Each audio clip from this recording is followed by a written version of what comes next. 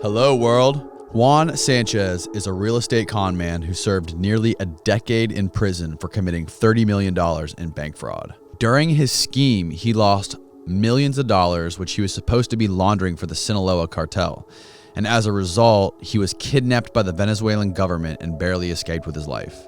Juan's story about escaping Venezuela and the threats that he got from the Venezuelan government are absolutely terrifying. And it's amazing that this guy is still alive and able to tell his story. Without further ado, please welcome Juan Sanchez.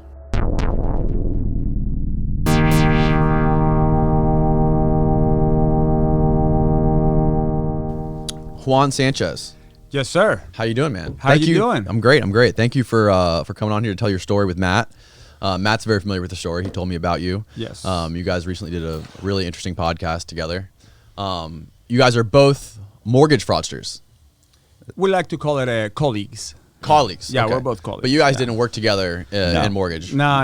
Okay. How did you guys meet? That's funny. Well, when he got to Coleman. Yeah, we did time in the same prison. Okay. When you go into prison, they kind of screen you out. You know, they screen you out based on your race and based on your crime at the time you got. So I walked in and they asked me, listen, what are you here for? I said, fraud. They said, how much money? 39 million. And they just made the numbers in their minds. They're like, okay, 39 million. How much time did you get? I said, 15 years. Okay. Yeah, it adds up. You know that guy over there? Yeah, that's Matt Cox. That's who you need to talk to. So I guess he was like the rep of the fraudsters in the prison. Ooh, is that true, Matt? I do remember him kind of coming over. And I didn't know the whole background where they were like, but he came over. He was like, hey, I want to talk to you. He screened me out. He said, well, let me talk to you about, bank fraud. And what do you know about putting together, fake identities and people and giving them a social security? And I said, yeah. And you put the trade lines. And he's like, oh, we're going to get along. You know what you're talking about. So, yeah, we had a little group of, they used to call them the smart white people. The smart white people. Yeah, and they will tell me like, listen, why don't you go play with the smart white people? And and it will be him and Frank and Doug, and we'll play Risk. Wow. So you guys worked in the same little club in Coleman. Yeah, we have a little club. Yeah, we sure had our own gang. I don't know how Doug got involved. Yeah, he was white. Frank. So he qualified. He had 50% of the requirement there. That's smart. Funny. Yeah. So when did you get released? I got released December 23rd. I didn't know I was getting released. They came last year? Yeah, I've been out for 7 months. Okay, wow. Yeah, that's why I still smell like mackerel. Wow. Yeah, I carry stamps in my pockets and things like that. I'm still getting used to currency. And you were telling me before we started recording, you're not allowed to drive still, and you're not allowed to work either. That's correct. When I was released from prison in June 2nd, and then I was taken to ICE. So I was under immigration custody for 7 months. And in there, I got a removal order. And due to the nature of my case, or one of my cases, my life is at risk if they send me back to Venezuela. I have former friends that want to kill me. More like clients. Clients that they want to kill me. Really? Yeah. You can't go back to Venezuela. I cannot go back to Venezuela. It would be bad. Yeah. I think I will make it past 50,000 feet. Really? Yeah, like as I'm on the plane. Are you waiting for you? Are you worried about your safety, even being in Florida? Well, not in Florida. It's hardly ever you'll find somebody that will do the job. My kids were worried for a while, but definitely going abroad, it's a problem for me. Because it's government people, and the government, they have long arms. So Colombia, Brazil, Spain, those countries they have a lot of influence there. So going back, how did you eventually land in prison? How did you land in Coleman? Yeah, how'd you come to the United States? Well, I didn't come to the United States to do time in prison. I came before that, Matt. So you came to the United States. I actually lived a straight line for a while. For a short while. So I came to the United States. I'm from Venezuela. Okay. So I came to the United States when I was 16. Went to high school in Florida. Then I went to Minnesota, St. Cloud, Minnesota, and I did some college there. And I got into fraternities and partying, and, I was a dark-skinned guy in an all-white town and, quite popular. Mm-hmm. And then I moved back to Orlando. And I didn't have any money. I didn't know what to do. I got my real estate license, and I started selling timeshare. And I realized that I had a talent for persuading people. You know, I don't know if you guys ever been to a timeshare presentation. Never. No. Never. I think everybody should go to one. Really? Yeah. They invite you for 2 Disney tickets Yeah. and a free breakfast, and 90 minutes later, you're walking out of there with a $50,000 mortgage on a product that doesn't work. And I was really good. I actually became one of the top salespeople in the world in 1991, 1992. And then I got hired by another company to develop their training program. And I developed it, I executed it, and I quit. And they enforced a non-compete. So I couldn't work for 2 years. And during those 2 years, I decided to start teaching real estate to Spanish people, because there wasn't a real estate school that was teaching in Spanish. Like this format that you guys have right now. Mm-hmm. I'm Hispanic. So I look at Koncrete, and I think the channel is phenomenal. But nobody's doing what you guys are doing in Spanish. So I will find those niches and kind of like attack them. Mm-hmm. So I opened my real estate school, and I became like a cult leader. I had these people coming to my classes, and I will motivate them, and I made them walk through glass and break boards. So you were like the Hispanic Tony Robbins. Yeah, Antonio. Antonio Robbins. Yeah, that's a whole story altogether. But yeah, so I had like a little cultish thing going, and I said, man, I can get these guys to sell for me. I can open like a real estate timeshare organization. So I had hundreds of people with a real estate license working for me. And that's how I got into the real estate market, actually. I realized that nobody was doing what I was doing, bringing masses of salespeople to bring masses of clients into projects. What year was this? Oh, my God. 2001. Because I remember my first real estate class, I had to cancel it because the Twin Towers had happened. Oh, okay. Wow. And I was teaching in like the 11th floor of the Holiday Inn. And my wife at the time called me and was like, oh my God, the next plane is going to you. So I did that. And because I had so many salespeople, I was able to sell things that nobody was selling. So developers started reaching out to me. And they said, listen, man, we have this property. As a matter of fact, I had product here in Tampa. I had a couple projects here in what do you, when you say projects, what do you mean specifically? You had these developers that bought apartment complexes, and they couldn't sell them. They will buy them, break them into pieces, and sell them an apartment at a time. Condo That's what they call, conversions. right, okay. Tampa Palms was big into that back on those days. So they will call me in and said, man, we made a mistake. We bought this property, and we can sell it. Can you help us out? And I'll say, well, 150 apartments. Let me see. I have 300 salespeople. If 50% of my sales force sells one, I'll sell you out in 2 weeks. So I will put it out there in one of my classes, and they will go in there and boom, you sell it out in a week or 2 weeks. And I became well known for that. I was the go-to guy to sell product that nobody was buying. How much money are you making at that time doing this with 300 salespeople? Well, on the 7 digits, maybe. Yeah. Plus the real estate school. People were paying me $300 a pop to take my classes. Mm-hmm. So I was filling up a room with 100, 150 people every weekend. Yeah. So I was doing really good. Doing well at that time. Really well. Yeah. But then the problem is people like Matt got in the industry and they started getting the banks a little nervous. So they started saying, well, you know, we're going to start asking for down payment. You guys are young. You don't remember the days of no money down to buy a house. No, unfortunately. I've heard the stories, though. Oh, my God. Listen, you will go anywhere and you'll say, well, $500,000. How much do I need down? I don't know, $700 for the appraisal. And how about, you know, for the down payment? No, don't worry about it. We got it. Yeah. So everybody bought no money down. Then the banks said, listen, we're not going to take no money down anymore. We need 10%. We need 15%. Well, I had people on contracts with no money down. So that's when things began to get a little shady for me. Mm-hmm. But it's funny because I was talking to Matt on the way here. To be a white-collar fraudster, you have to understand the concept of fraud. And I think you guys, or like the audience, like I did a podcast with Matt, and people were going, what did he do that is wrong? I bought my house like that. And I'm like, listen, First of all, don't be saying that, Yeah. okay, because you broke the law. And second of all, fraud is such a weird concept to understand, because if you lie, it's not really fraud. Like I told you, my name is Juan, and we do this podcast. And tomorrow you find out my name is Jose. Well, I didn't commit fraud. I just lied. But if you sold product because my name was Juan, and then your vendors come after you because they find out my name is Jose, then you suffer damages. And that's the problem. So as long as the banks were getting paid and everybody was making money, everybody was happy. Mm-hmm. So the banks are not lending any money. I get a call from this guy. He says, man, I have 180 apartments. I need to sell them out. I said, okay, I'm going in. Whoop. And I look at the apartments and I go, how much are you selling them for? 150,000. I said, can I sell them for 300,000?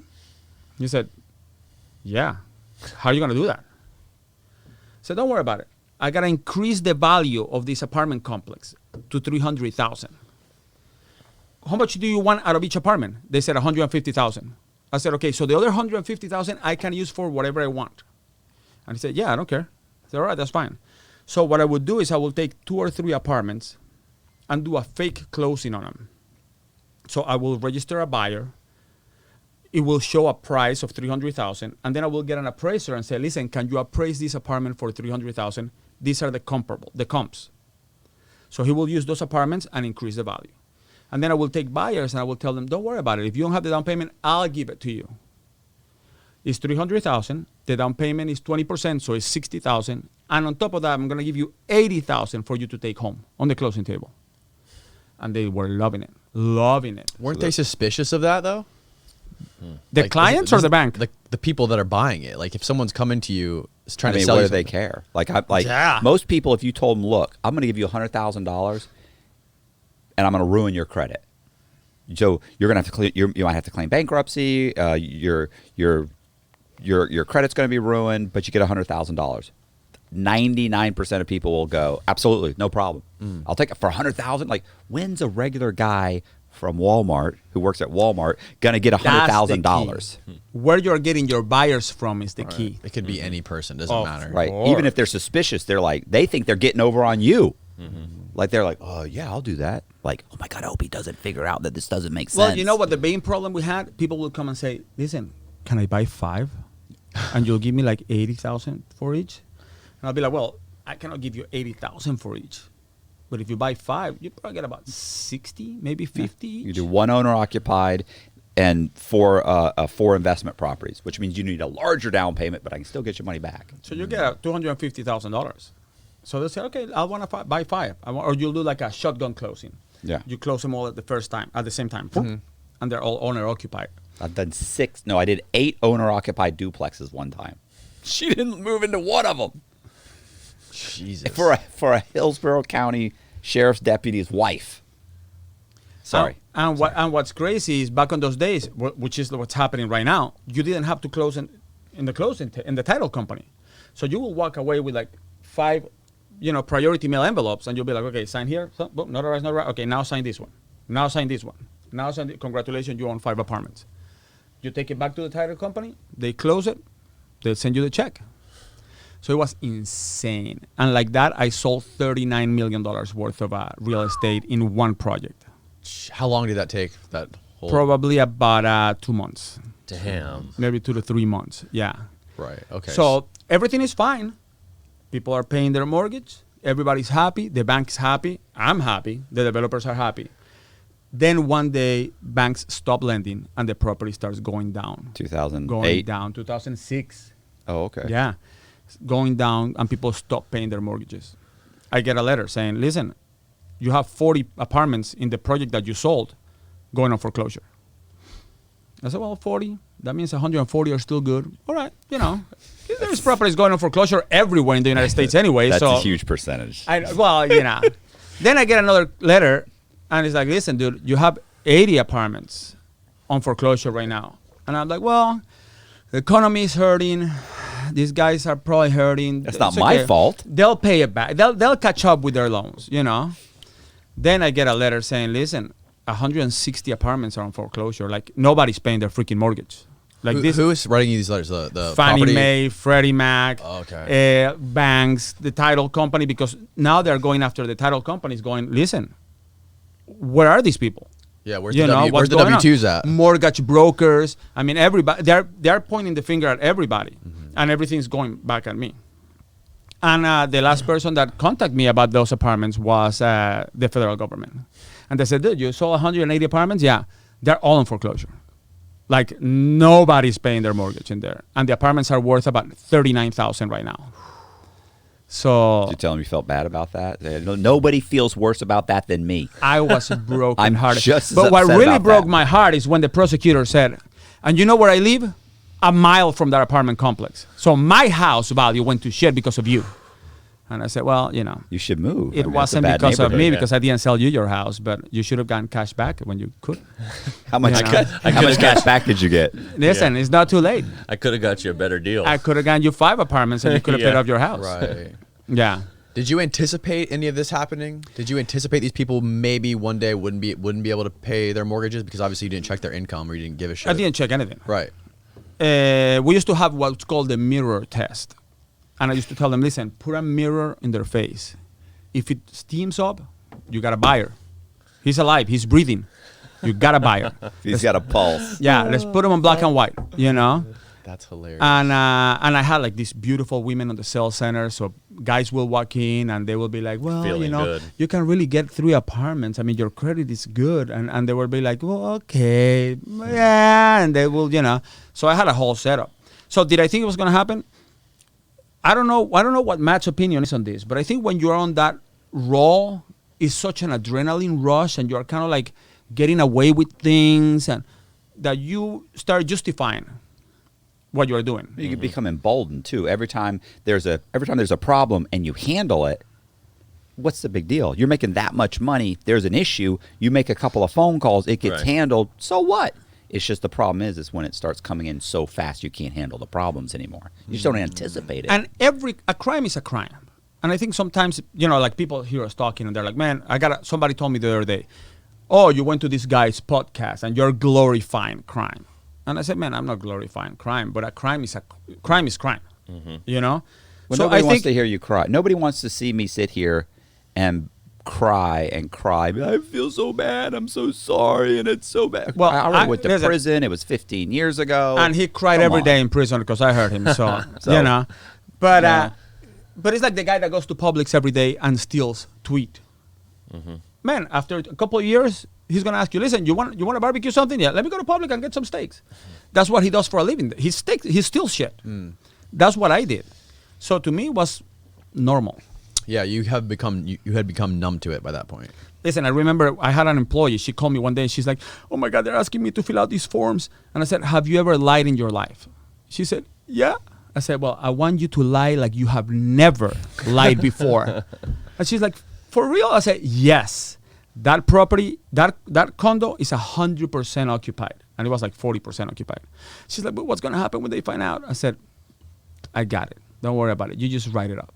So I developed this culture of like people trusting me. Yeah, that's like, horrible. okay, he's got it. Horrible. He's Yeah. got it. How do you sleep at night? Well, I'll tell you what, it worked. Just like you. You know what? Like a Well, you know what baby. happened?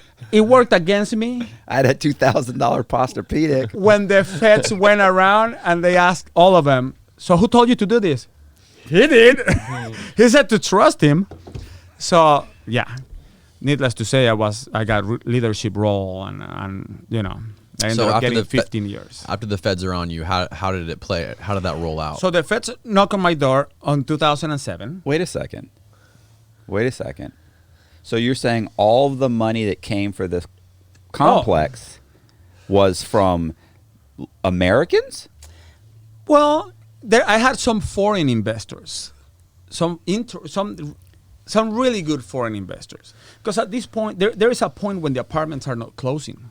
Okay? Yeah, the bank's not lending money anymore. Banks are not lending money, and I'm desperate. And these clients walk through the door, and they're from my motherland, from the mothership, and they come to me and they say, "Listen, can we buy cash?" And I said, "I mean, like American cash?" They're like, "Yeah." How do you know these guys? The friends of yours just from when you lived? I mean, you moved out of there when you were 16. Yeah, they actually came referred from a salesperson. Okay. And the salesperson said, listen, I don't know how to deal with these guys. You wanna talk to them? And I said, yeah. So I talked to them and I said, listen, yeah, you can buy cash. They said, okay,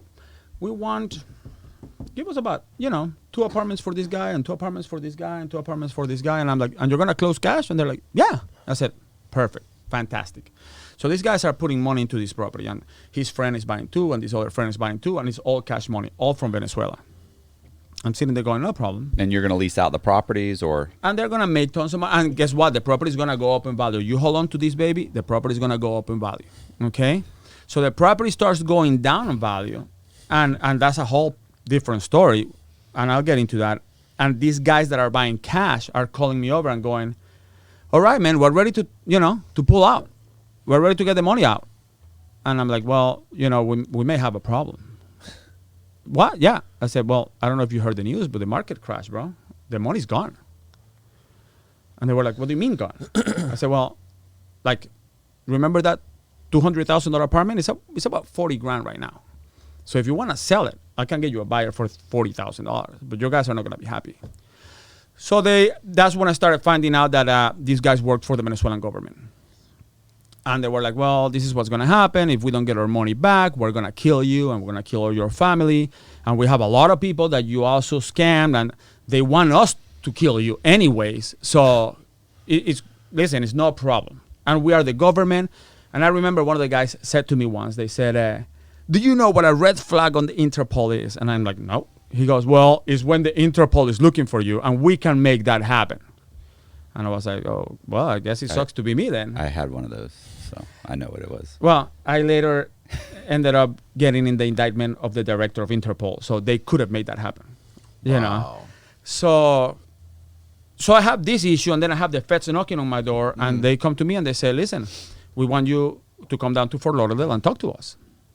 I go down there, I hire an attorney, and he says, let's go. Let's see what they have. So I sit down, and there is the prosecutor is right there, and 2 agents are sitting there. And they said, well, we're going to make this very simple. They show me all my deals, and they said, what do you know about this? And I said, what do you mean? And he said, what do you know about these transactions? They said, and I said, listen, I don't know the buyers. People bought apartments. I don't know what you want. The prosecutor looked at me and said, that's your answer? And I said, yeah. And he said, okay, I'm going to see you again. I gave you a chance. And he walked away. And my attorney looked at me and said, they don't have anything on you, bro. and I said, so we're good? He's like, we're good. Perfect. I paid the guy. He walked away. I walked away. That was 2007. 4.5 years later, I got arrested in New York. The market crashed. These guys want to kill me. It's a story that we're going to go in a second because it blows up. And I'm like, listen, I can't do this anymore. I need to hide. I need to hide from the Venezuelans, and I need to hide from the Americans, and I need to hide from everybody. I need to go to the only place that I can hide. And that place is called New York City.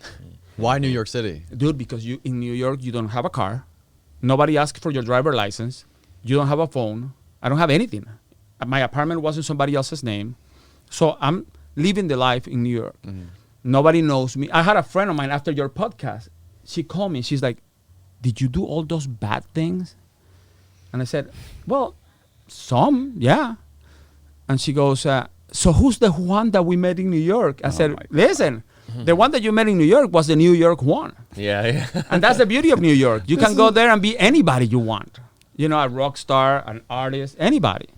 So chronologically, before you got arrested. Pause. Yeah. Oh, okay. All right. Yeah. Change the battery. Sorry, we got this camera. We have to change batteries every 30 minutes. Oh, really? Chronologically, you just jumped 4 years. Well, nothing happened in those fucking 4 years. What are you talking about? You thought you went back to Venezuela. But I gotta get back to Venezuela when I get to that story in prison. When they start asking me, what did you do?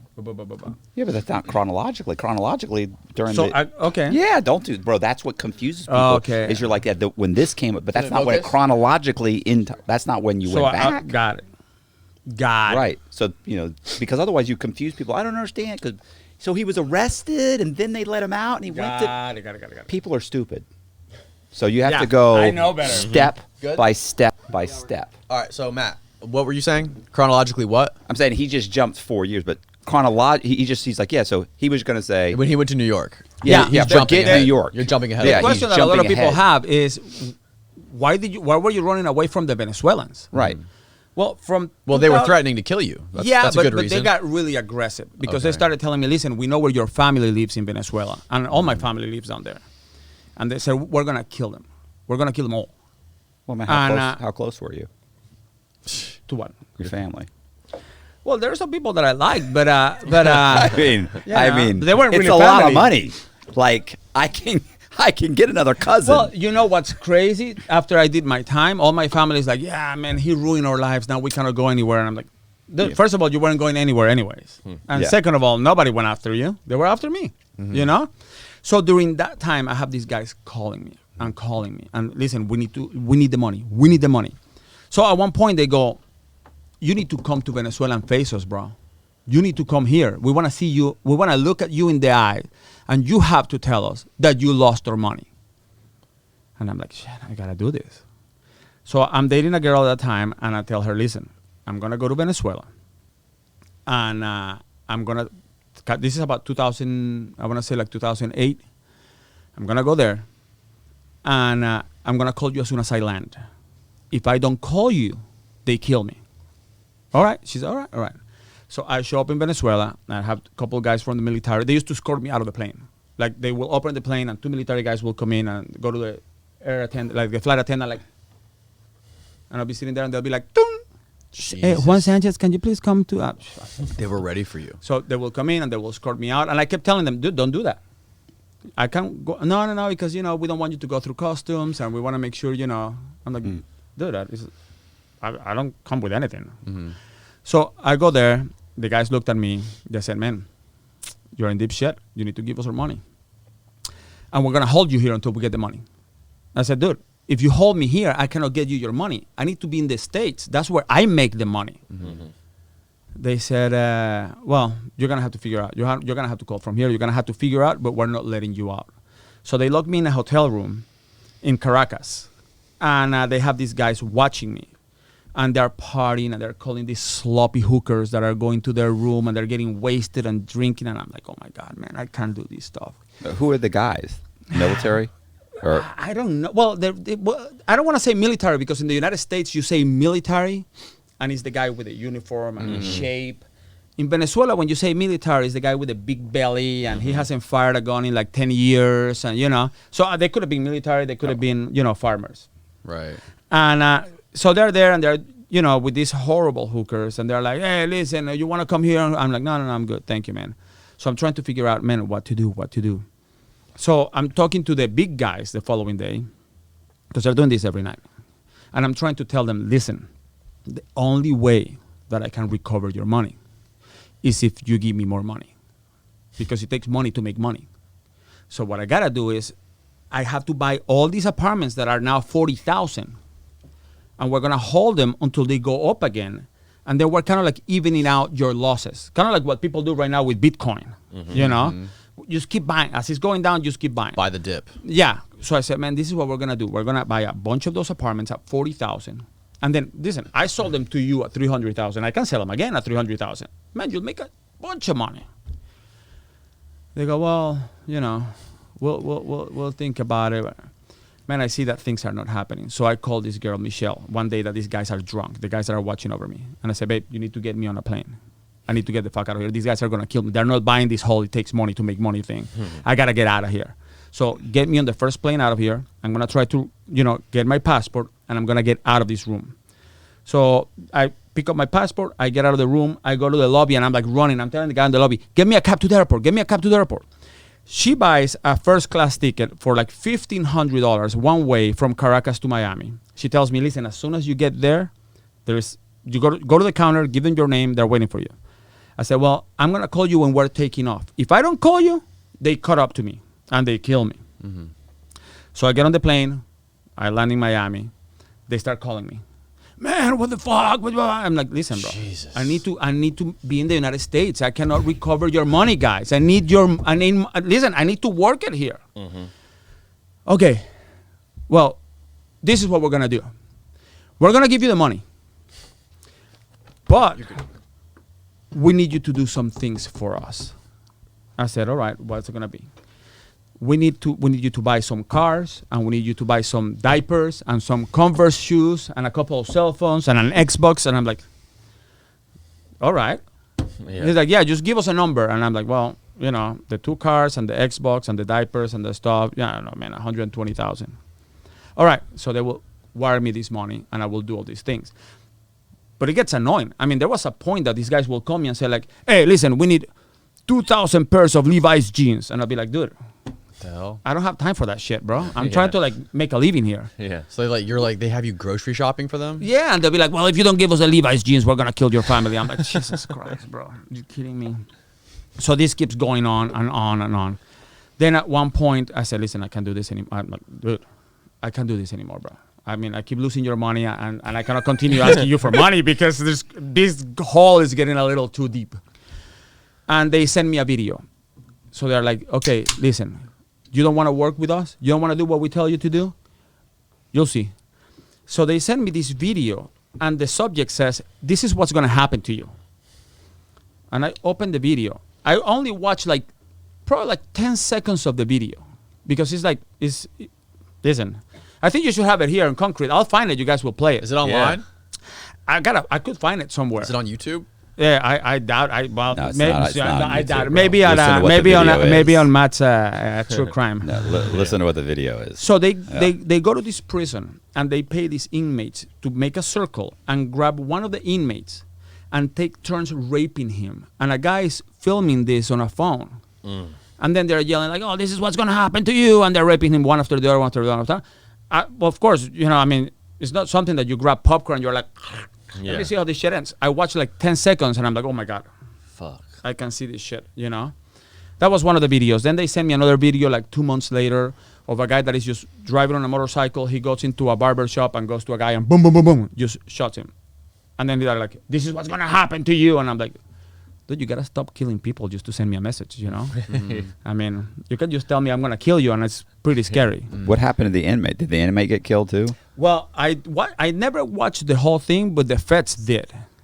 And at some point, I'm talking to the feds, and they tell me, listen, we're going to show you the video. You need to identify it. I said, I only seen 10 seconds of the video. They said, okay, if you see the first 10 seconds, would you recognize it? I said, I think I cannot miss it. Yeah. So they show me the first 10 seconds, and sure enough, it's a circle, and they're hitting, and I'm like, yeah, dude, that's a video. So there is 3 agents there, and the prosecutor.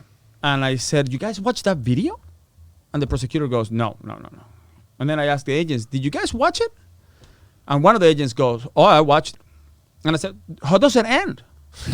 They said, well. It's not a love story. I mean, are the credits these movies dedicated to Dedicated in the memory to of Juan. Yeah. Well, I guess they kill this guy and they chop him into pieces. Well, who I want to meet is the guy that is on the phone, move to the side. All right, there you go. Keep going. So they're filming this thing. And Venezuela has one of the prisons. There's a prison in Venezuela that's the most violent prison in the world. It's got the most murders. It's every day there's a murder. So of course I'm sitting here. I cannot tell my family this stuff. I'm stressing the fuck out. That's when I said, I'm going to New York. I got to disappear. I got to go. So I pack my stuff and I go to New York and I become an art salesman. And I start selling photographs for a photographer called Peter Lick. I don't know if you guys heard of him. Yeah. I don't know. That sounds familiar. Yeah, he sells. He's the Matt Cox of photography. Oh, yeah? And the guy's brilliant. And I start making a bunch of money and I start living, a good life in New York, and real estate is behind me. But you're always on the run. And when you're on the run, man, you know they're going to come for you. So 2012 comes around. It's almost 5 years. And I'm thinking, in 6 more months, these guys cannot get me. Because back on those days, it was 5 years, the statute of limitation. Yeah. Now they increased it to 10 years. Yeah. And I said, they cannot get me. And sure enough, April 30th, I was dating this girl. We had a fight on April 29th, on Sunday. And I called her on Monday and I said, man, I'm going to take the day off. Why don't you come to my house, babe, and we get some sushi and, we make out, we do our thing.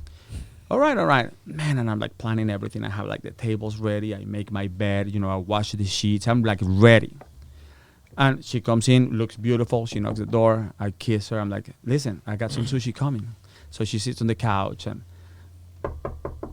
door, I hear her knock on the door. I open. There is the delivery guy, gives me the sushi. I pay him. He leaves. And then I hear, and I'm like, man, who's banging the door like that? So I tell my girlfriend, listen, what's wrong with this Chinese guy? I think I gave him a tip. I said, check this out. I opened the door, ready to get on this guy. And I get two hands, pull me like this and pull me out of the apartment. Woo! And there is like a line of cops up the stair, a line of cops down the stairs, and they're all like pointing guns at me and El Chapo Guzman, Mm-hmm. And there's this guy with a picture of me and he goes, you're Juan Sanchez, right? And I said, yeah. He goes, you're getting extradited to Florida. We have a warrant for your arrest. And then the agent that had interviewed me 4.5 years before comes around and he goes, you thought I wasn't going to get you, right? And I said, nah, I knew you would. The guy that walked out of the room? Yeah. And I said, all right. So they sat me in. I told them to let her go. And then the guy said, you have drugs? And I said, no. Do you have guns? And I said, no. He said, all right, let's go.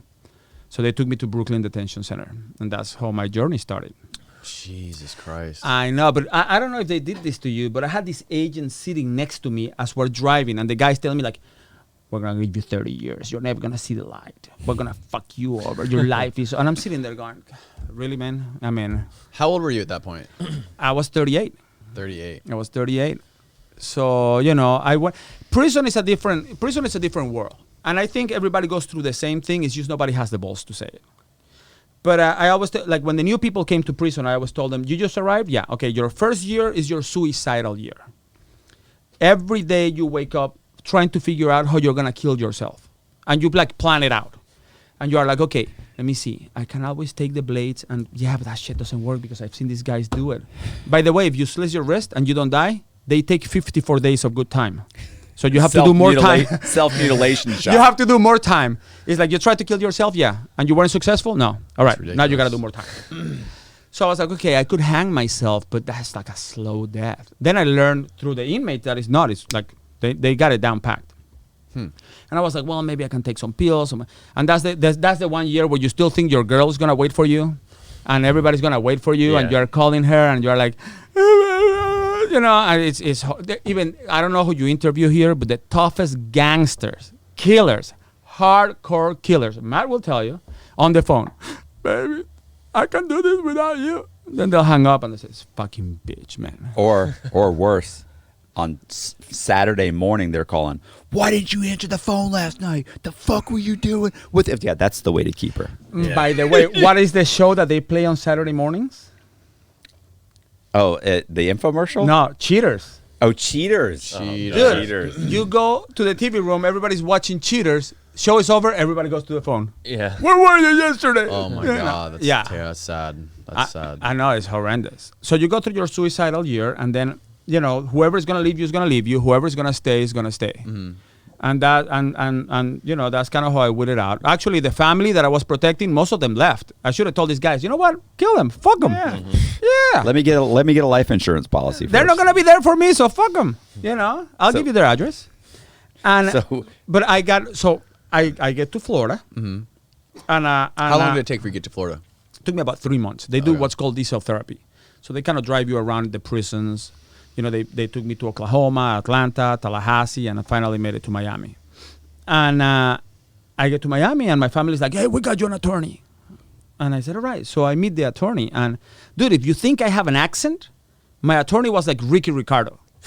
He's like, welcome. I'm your attorney, and I'm going to... And I'm like, what the fuck? So I call my family, and I'm like, dude, why did you guys hire this attorney?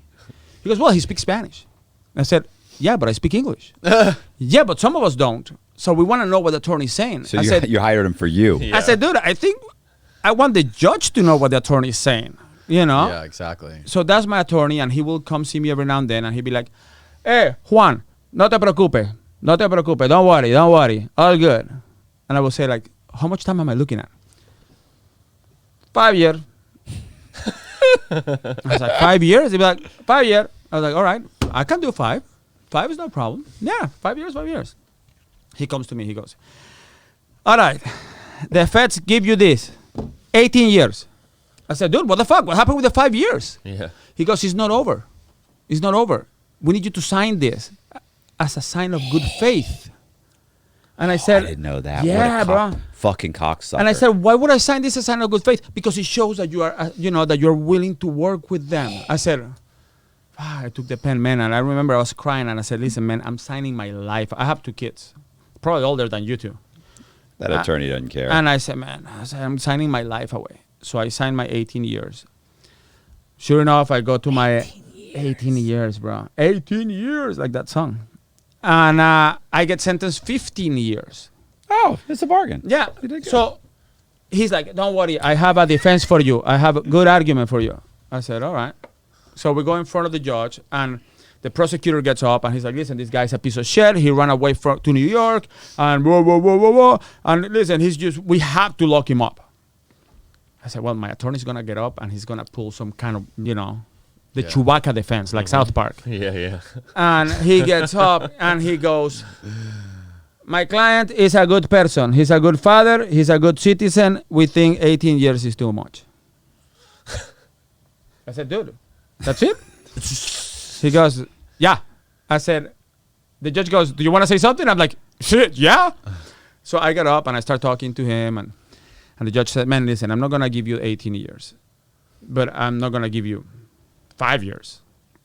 He said, I'm going to give you 15 years, 180 months. And my attorney goes, we didn't do that bad. I said, we didn't do that bad? We? Yeah. I said, dude, I'm going to do 15 fucking years. He goes, I'll come see you tomorrow. Well, he never came to see me again. So I go to my prison, I go. How much did you pay this guy? Yeah. My family paid him like $50,000, and it was the money that I had left, like in case of emergency, break the glass kind of thing, because the feds had taken everything, Oh, listen, Who's scamming who it's here? a license to steal. It's horrendous. It is a license, like being an attorney, license to steal. Mm-hmm. You get people, they're most vulnerable. They believe everything you say, and they can blatantly just lie to you. And they know once you sign that document, you're done. They're going to take you away, and you'll be filing paperwork. But in the end, there's nothing you can do. And I have your money, and I don't even have to answer your calls anymore. It's horrible. Do you ever think about what would have happened if you wouldn't have signed that document? Oh my God, I know what would have happened if I wouldn't have signed that document. I would have gone like 7 years. I wouldn't have gone 5. But it's not, listen, it's not How over. would that have worked, though? It's not over. Well, so I go to prison with my 15 years, Meets me. meet Matt Cox, the rep of the Fraudsters. The highlight of his entire bid. Yeah, it was a long time, but I met Matt. I have a friend of mine, and so his girlfriend claims that he has a man crush on me, but I have a friend of mine who says that I have a man crush on him.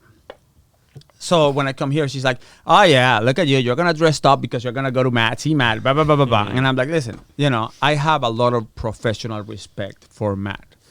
And she goes, dude, he's a fucking criminal, and so are you. That's not a profession. And I said, but among the profession. It is. Yeah. She's an attorney, too, by the way. She's an attorney, by the way, yeah. Oh, nice. And I said, among the profession, there is levels, It's like the drug business, the guy that sells crack in the corner is not the same as El Chapo, Matt is El Chapo of mortgage. Yeah. Wow. Nice. The Let's El hope that Chapo went of mortgage. the El Chapo of mortgage. I hope that catches on. I want to see that in the comments section. That should be That's going to be the title. The title, El Chapo de mortgage. Except we're going to put it on We're you. put on you, bro. Nice. And that's how you get leadership role in an indictment, fellas. 2 points.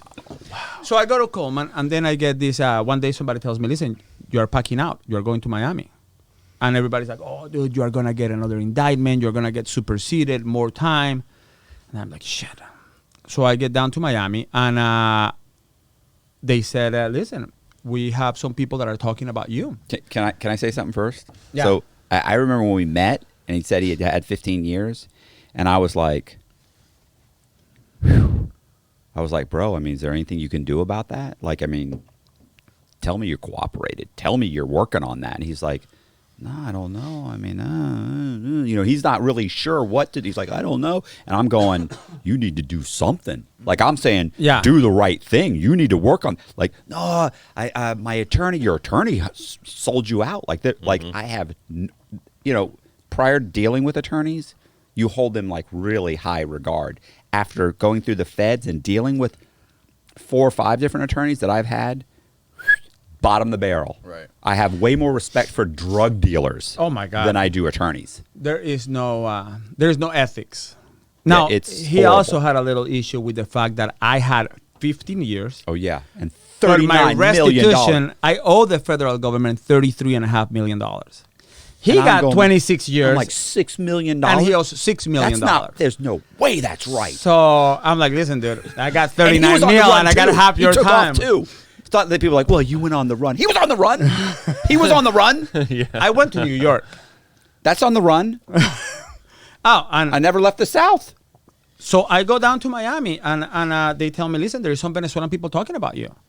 And I said, In the prison, Were they they said that? saying- yeah. Were they And saying good things? And I'm like, what do Yeah. you mean? And they're like, well, apparently there is a guy in here and he's saying that he invested a bunch of money in the United States and it all ended in your account. Uh-oh. And I'm like, oh, shit. And they're like, listen, you need to get an attorney. And I'm thinking, I'm not calling Ricky Ricardo. I'm going to get like 100 years. I said, fuck. So I talked to my friend Keith, and I'm like, Keith, man, I mean, he's like, dude, I did Medicare fraud, and I only got like 4 years, and my attorney's like a badass guy. Matt I met him a couple of days ago. Super cool guy. His name is Paul Petruzzi. I said, all right, give me his number. So I call Paul, and he shows up to the prison, and he goes, Juan Sanchez? I said, yeah. He says, I know who you are. I said, because of my fraud case? He goes, no, people are talking about you. I said, really? And he goes, yeah.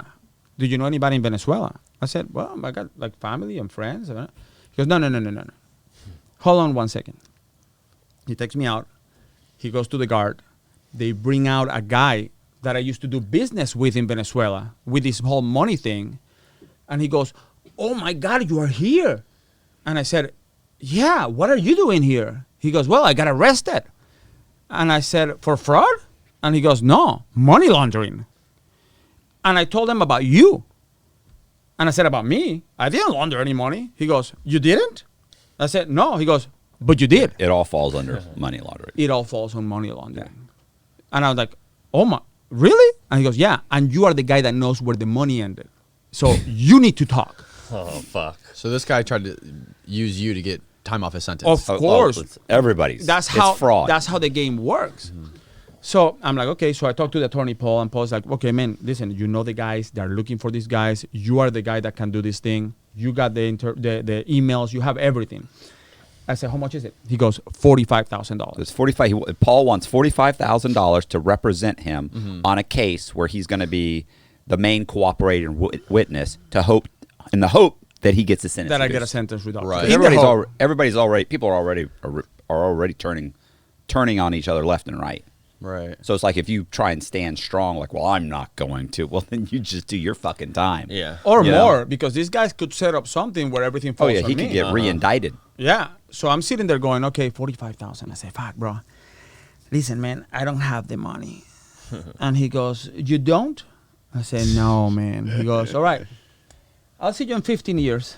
I'm like, listen, bro, whoa. I said, I'm a great salesperson, man. I can sell the shit out of your service when I get out. I'll pack your office. He goes, yeah, no. He goes, no, I need $45,000. I said, dude, come on, bro. Hook me up. He goes, well, give me 10%. Give me 10,000 and I'll get you started. I said, all right, let me figure it out. So I go upstairs and I tell Keith, bro, your attorney wants $45,000. He goes, okay, pay it. He's worth it. I said, I don't have it, bro. I don't have the 10,000. He goes, well, this is what you need to do. You need to pray. I said, okay, and I'm going to pray, and then tomorrow morning, the 10 grand are going to be on my locker. He goes, maybe. I don't know. I said, all right. I mean, Give it a try. what the fuck am I going to do? So I go to my cell, and I start praying, and I'm like, man, I know I'm not going to get the money, but give me guidance, you know? Man, and the next morning I go, I got it. So I emailed my ex-sister-in-law, and I need you to send me the list of all my Facebook friends. She sends me the list, and I start weeding them out. Okay, this guy sucks, this guy sucks, this guy. I scammed this guy, I scammed this guy, I scammed this guy, blah, blah, blah. And I leave like, I don't know, 200 people. And I post, I'm going to send you those posts so you have them. Okay. I posted Are they something. online right now? Yeah, they're on my Facebook page. Can you pull up Facebook? Yeah. All right, go ahead. And I posted something in March of 2013, and it says, "Dear friends and family, I know you haven't heard from me in a year, but it's because I was indicted and I just got a 15-year sentence. And during this time, I have lost friends, I have lost family, I lost all the money I have, but I've been holding on to the only thing that I could. And today, I'm surrendering it to you, which is my ego and my dignity. I need to ask you for help. My attorney is $45,000. I need to come up with $10,000. I don't have it. Listen, if you can help me with money, I promise I'll pay you back. If you can't, prayers are welcome. You know, God love you, God bless you, whatever." Dude, that shit went viral. Like, people are putting $20 here, $15. I didn't know how crazy it went until actually a couple weeks ago that I'm reading my post. And I realized, first of all, I kept a journal in prison, and I didn't know because I was posting stuff every week. And second of all, man, people were doing garage sales. Like, this weekend is going to be a garage sale for Juan's attorneys. Wow. Yeah, and bake sales. And so Paul comes into the jail, and he gets me down one day, and he goes, "Listen, bro, I don't know what the fuck you're doing, but I cannot be getting checks for $5 and $10 and $15 into the office, man." So people are mailing this guy checks? Yeah, so he had to open a PayPal account. So people could PayPal him $15, $20, and I paid $45,000 on attorney's fees through Facebook, bro. Nice. How long did that take? Couple months, not a lot. That's crazy. And I had guys like organizing it, and they had like, "We reached the first goal, which is $10,000. Now we gotta go for the other 10." Yeah. And I had Mindy, my ex-sister-in-law, like, you know, organizing stuff, and I had my friend Mario, who's like my brother, in Spanish. Like, listen, if you're a Spanish donor, talk to Mario. If you're an American donor, talk to Mindy. And I had this whole thing set up, and they paid my attorney, man. So social media works. That's awesome. awesome. And back in those days, there was no Kickstarter or you know, it was like GoFundMe or whatever. GoFundMe. It was old school. So they pay Paul, and Paul starts working on it, and sure enough, the video comes up again. And I said, "Listen, Paul, they showed me this video. They sent me this video." And he goes, "Is it on your email?" And I said, "Which yeah. video?" The guy getting chopped up and in prison, yeah. Yeah, so prison, now the know? feds are coming to see him. Now the feds, okay. correct. So Right, now they're coming to interview him. Paul tells me, "I found the guy that is prosecuting these Venezuelans, and he wants to talk to you." And I said, "Okay." He goes, "You are a very smart guy. I'm not going to be there because I don't need to be there because you can't talk your way around this thing." I said, "All right, that's fine." He goes, "But these are very important people." So the week later, they get me downstairs. I walk into a room, and there is a bunch of people in suits. And one of the guys goes, whatever, DEA. I'm like, "Nice meeting you." And then somebody else goes, whatever, FBI. I said, "Nice meeting you." And then whatever, NSA. I said, "Nice meeting you." Or whatever, HSI. I'm like, "Nice meeting you." And I said, "My name is Juan Sanchez, FBOP. And they're like, "Oh my God, this guy's so funny." So the prosecutor comes in and he goes, "You know what this guy said? He said he's Juan Sanchez, FBOP. And the guy's like, "Oh my God." So we're talking, and That's great. And the guy says, "Listen, do you have any paper trail of these guys?" And I said, "Yeah. Give me my laptop, give me my cell phone, and I'll get you everything you need." They gave me my cell phone, man, because I was arrested. These guys couldn't get a hold of me for like 3 months until the service got disconnected. I had about 580 messages. "We're gonna kill you. You're gonna die, motherfucker." And I'm telling the prosecutor, "Just listen to the messages, bro. I don't have to give you anything else." Yeah. And he's like, "Dude, this is really bad." He says, "Listen, are you willing to cooperate? Because if you cooperate, they are going to kill you." So, "Well, let me call my kids." So I called my kids and I said, "Listen, kids, this is where I'm at. Can we do this? Can we not do this? Should I do this? Should I not do?" They said, "That we want you home. We want you home. Do what you got to do." So he said if you cooperate, the Venezuelans are going to kill you. Did he mean they're going to kill you while you're in prison or once you get out? Well, it happened while I was in prison. And I'll tell you that my last 6 months I spent on solitary confinement, which I don't think Matt knows this. Yeah, you Did did I mention tell the you a last little 6 bit? months, but it Yeah. was... So They put him in an ICE facility. Okay, well, it's filled with Venezuelans, Right. with people Yeah. from South America. Look, he'll explain, but basically, the government was trying to say, let's send them back. You send me back. I cooperated against these guys.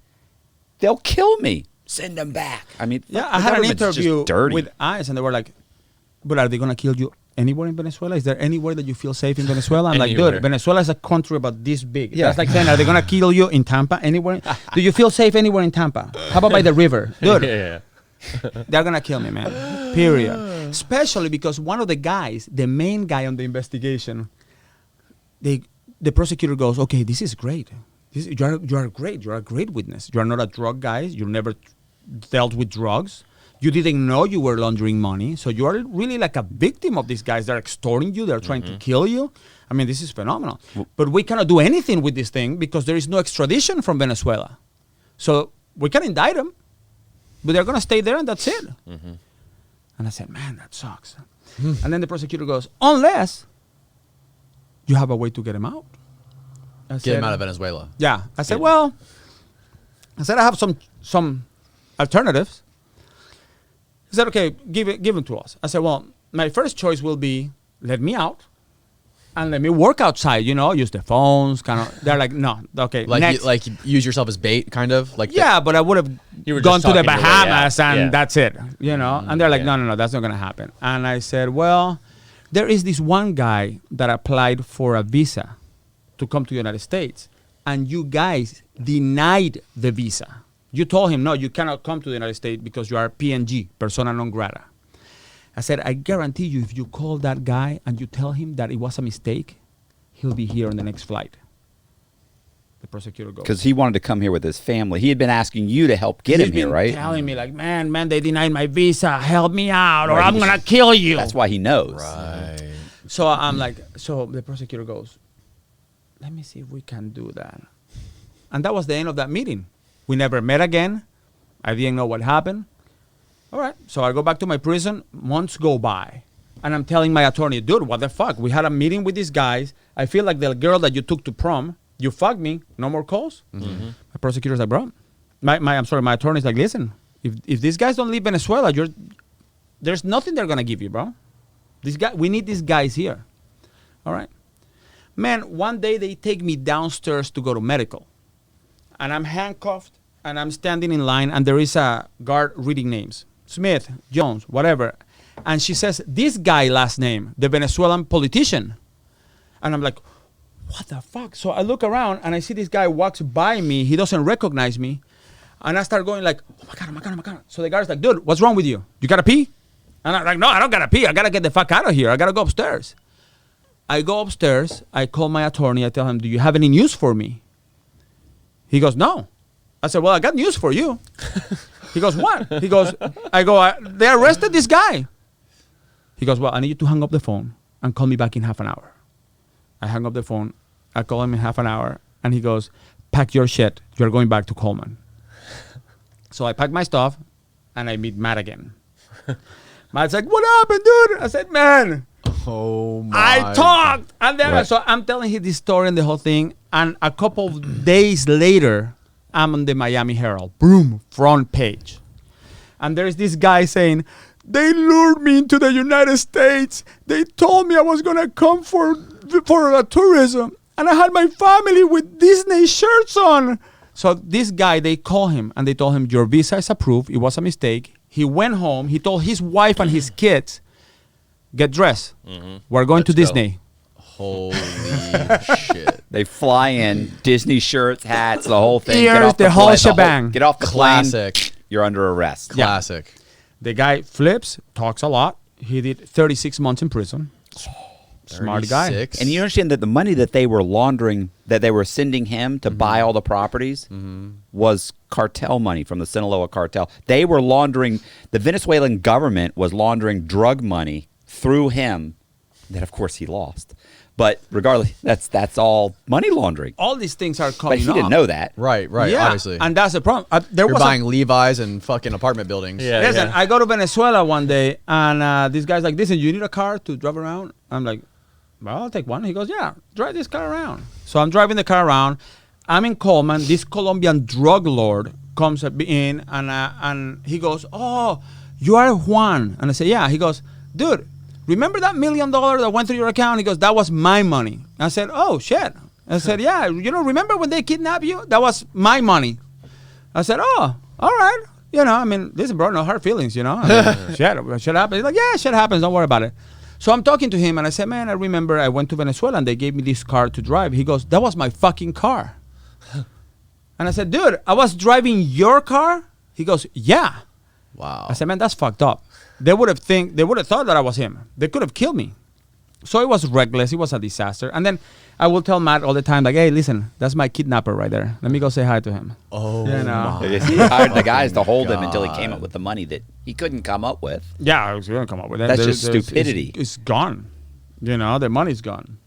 So I go back to Coleman, and then one day they pack me up and they send me to a penitentiary, USP Thompson, in Thompson, Illinois. I go there. I do 10 months in a pen. Mm-hmm.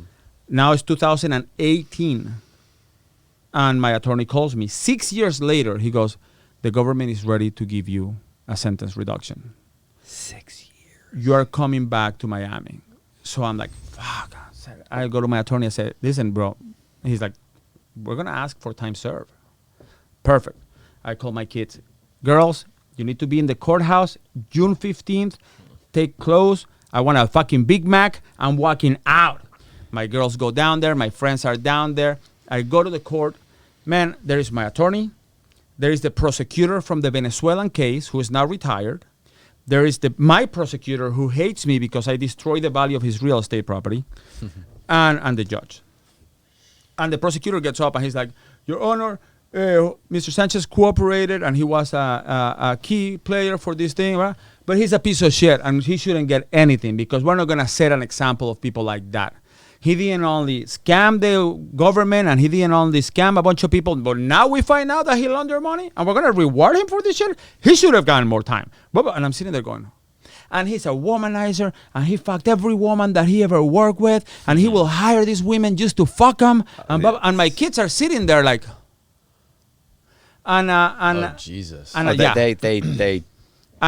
I'm sitting there going, and my attorney's like, so then this other prosecutor gets up and he's like, "Listen, I don't know if he fucked women or if he didn't fuck women. All I know is that this guy opened the largest drug investigation in the Western Hemisphere with the paperwork that he provided. That's all we know. Whether he fucked women, didn't fuck women, that's beyond or but we do recommend that he gets a reduction."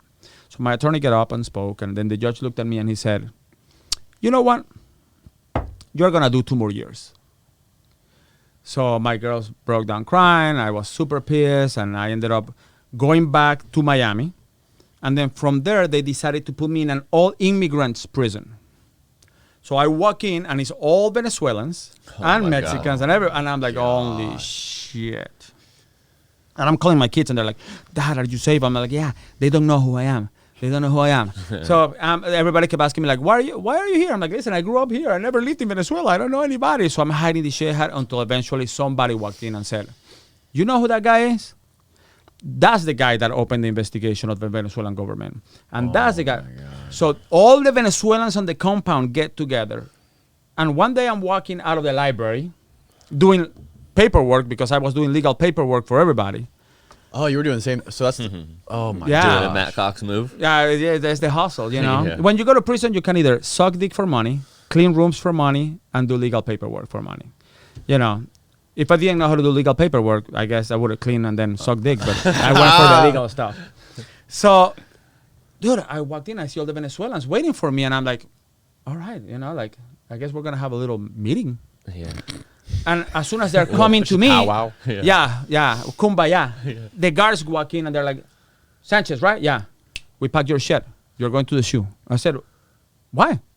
They said, "Investigation." And I spent from January to June 6 months in solitary because of these fuckers. But they had already passed the word out that I was the guy that started the investigation, and somebody Googled me and they found me, and it became a bit of a disaster. So was the SHU you were by yourself? Most of the time I was by myself. Because Matt said that you were in there with multiple people, right? you can't, like, they'll have bunk beds. You can be by yourself, but after a certain period of time, that they'll knock on the, well, in Coleman, they knock on, they'd be like, hey, you want a cellie? And you'd be like, yeah, get somebody in here. Yeah, Like, okay. it's been 2 weeks. But remember, they didn't know who the guy was going to be with me. So they're like, okay, we bring a guy to his cell. He may kill him. He may stab him. He may be somebody that is after him. You know what I mean? Let's keep him around Right. by himself. Right. So I was by myself for 6 months, which kind of does a number on your psyche when you get out, you know? I'm still a little edgy on some things. And then I finished in June, and ICE came and said, okay, now you're going to immigration. So I've done all this time. I've done 6 months in the SHU. ICE picks me up. Now I'm no longer an inmate. I'm a detainee, which means you cannot handcuff me in the back. You have to handcuff me in the front. You cannot strip search me. I don't have good time to lose. So I walk into this new detention center, and I go to the guard. What's the story here? He goes, pick any cell where you want to live. I said, wait a second. I get to choose where I want to live? He goes, yeah. I said, how about disciplinary sanctions? He goes, I mean, you can lose your phone, but because of COVID, which, by the way, I didn't know there was COVID until I got out of the SHU. This was June already. People were dying. And because of COVID, we cannot take your phone privileges. I said, so I can do whatever the fuck I want, and you guys cannot do anything to me. And they were like, no. I said, perfect. I love it. So my 6 months of the SHU, I made it up on those 6 months of ICE, insulting people. I burned the microwaves. I short circuit all the door logs. I mean, You did. dude, it was insane. And then the warden will come to me and say, listen, Sanchez, what do you want? I want chicken. We want chicken, or I'm gonna. They were like, dude, we'll get you chicken. So I will get like chicken on Wednesday instead of Thursday. And all these Hispanics were like, oh, you're the hero, you know. We now want Telemundo. I got Telemundo. Don't worry, guys. So I will start some kind of riot for Telemundo. I was insane. I was out of control. And December 18th, I used to fight with all the guards. And you become very, which kind of sucks to say it, but you become very racial when you're in immigration. Because you have these guards that look at you like you're an immigrant and you should be kicked out. You know, and you're the immigrant going, listen, man, you're a racist piece of shit. Yeah. So the terms of endearment between me and the guards were not exactly, you know, politically correct. Right. All right? On either way, you know?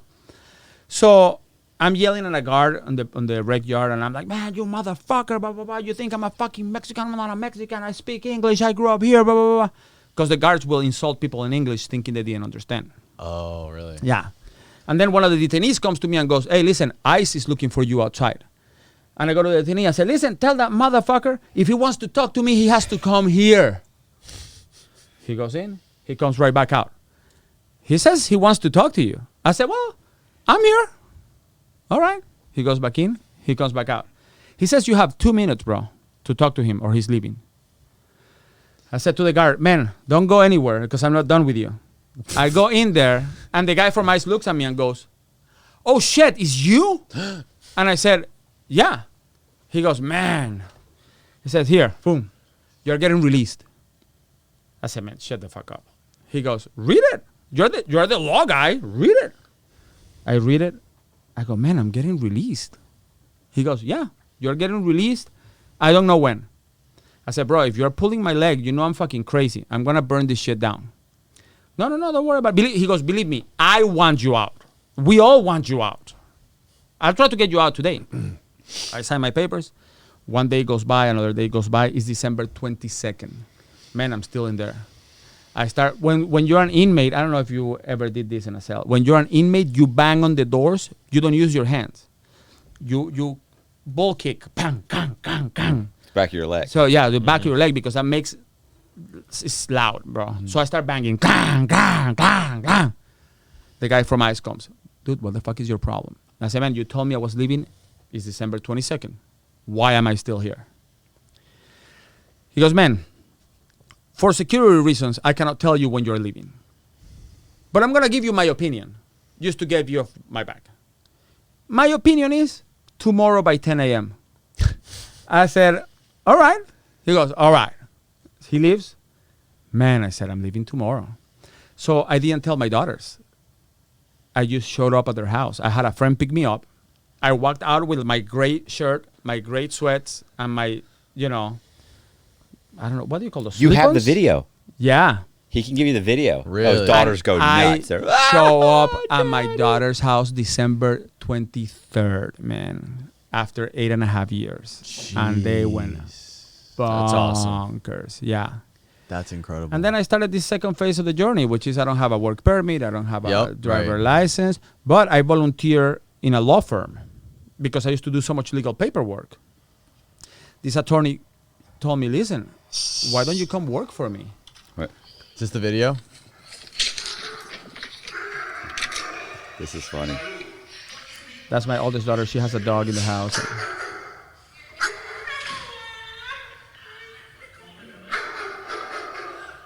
Oh, so you... Oh. The daughters, they just start bawling, crying. Oh.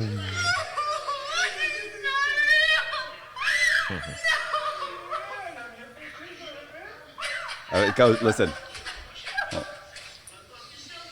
I'm gonna stop because this goes on for 5 more minutes. She can't. She's hysterical. She can't stop crying. Yeah, 2 days before What was Christmas. that like? That's awesome. I was, weird because you walk out of prison numbed. Like people feel, but you don't feel. So it's like people get sad, but you don't get sad. People get, you are so used to seeing pain and hurting and all, that. Like people who watch that video and they go, man, why aren't you that more emotional? I'm like, I don't know. It was like it was surreal. Yeah. You're out there and you're like, man, this is, Plus, people become interchangeable too. Like you have to understand, I could be best friends with you. Like you're the coolest guy, and then one day you're on the blackout, you're gone. I never hear from you again. So I start talking to you, and then 2 months later you're gone. Somebody else comes in. He's cool. He's gone 3 months. Somebody else. So you have these people that you have to understand you're cool with, but you don't even get to like miss them. They're like gone. They're just. So imagine if every 6 months or 3 months or a year your wife dies, or your buddy dies, or your best friend dies. It's just gone. And you're like, so you get to that point where you become, you're cool, I like hanging out with you, but you're a stick of furniture. Yeah. You're just interchange, like you'll be gone. So you don't allow yourself to get that connection anymore. And you just become, listen, it turns you into a psychopath. If you weren't going in, you are coming out. Yeah. And the problem is, man, now I'm dealing with a bunch of stuff. Like we were talking about the other day, we have similar. If you do fraud at the scale that I used to do it, you have issues. You have issues of you're a sociopath, because like people ask me, did you ever feel bad about scamming these people? And I'm like, no, it actually felt pretty good. It actually, the fact that you go to battle and you win the battle every time, that's freaking amazing. But when people look at you, well, the problem is the guy that lost the battle is now fucked out of money. And you're like, well, but you don't think about that because the money becomes irrelevant. There is a point where $1 million, $2 million, $5 million, $600,000, $20, $30, that's not why you do it. You do it because it's a fix. You're a little sick in the head. So now I get out and I have to be on the other extreme of the spectrum. So the other day, I can't believe I'm going to tell this story. The other day, I go to a supermarket, man, and the cashier goes, hey, you need a mask. I said, dude, do you have a mask? Was this in Florida? Yeah. And I'm like, in Orlando. And I'm like, that's fine. They usually give you a mask. I said, well, do you have a mask? And he goes, well, we are now selling them for $1.50. I said, are you fucking kidding me, dude? I come here all the time, and you always give me a mask. Yeah, we now sell them for $1.50. I said, you know what? Give me the fucking mask. Here's the $1.50.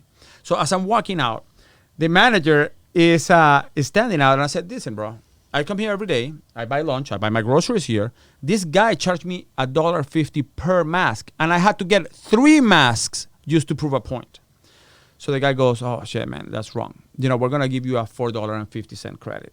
All right. So I walk out, and I'm like, man, I scored. I did it. Yeah. So I go to Maria, who's the attorney that I work with, and I tell her, man, you know what happened? I fucked these people. I came in there. I told them I got 1 mask, but then I told them 3 masks, and it was $4.50, and I got $4.50. And she goes, all right, I'm going to drive you right back. You're going to give him back the $3. I'm like, why am I going to give them back the $3 if I score them? They fucked me out of money. She goes, yes, but you cannot fuck people out of money just because they fucked you out of money, because you are not normal. You see? You don't know the difference between $3 and $1 million. So if you get away with that one, the next one, it could be $100,000. So you got to go back and give this guy his $3 back. So I had to walk in there like a 5-year-old, like, I'm sorry. I lied. Did she walk you in there, hold your hand and walk you in there? Let me tell you, she does this shit all the time. Like, I run things by her, and she'll be like, listen, let's talk about this. Okay?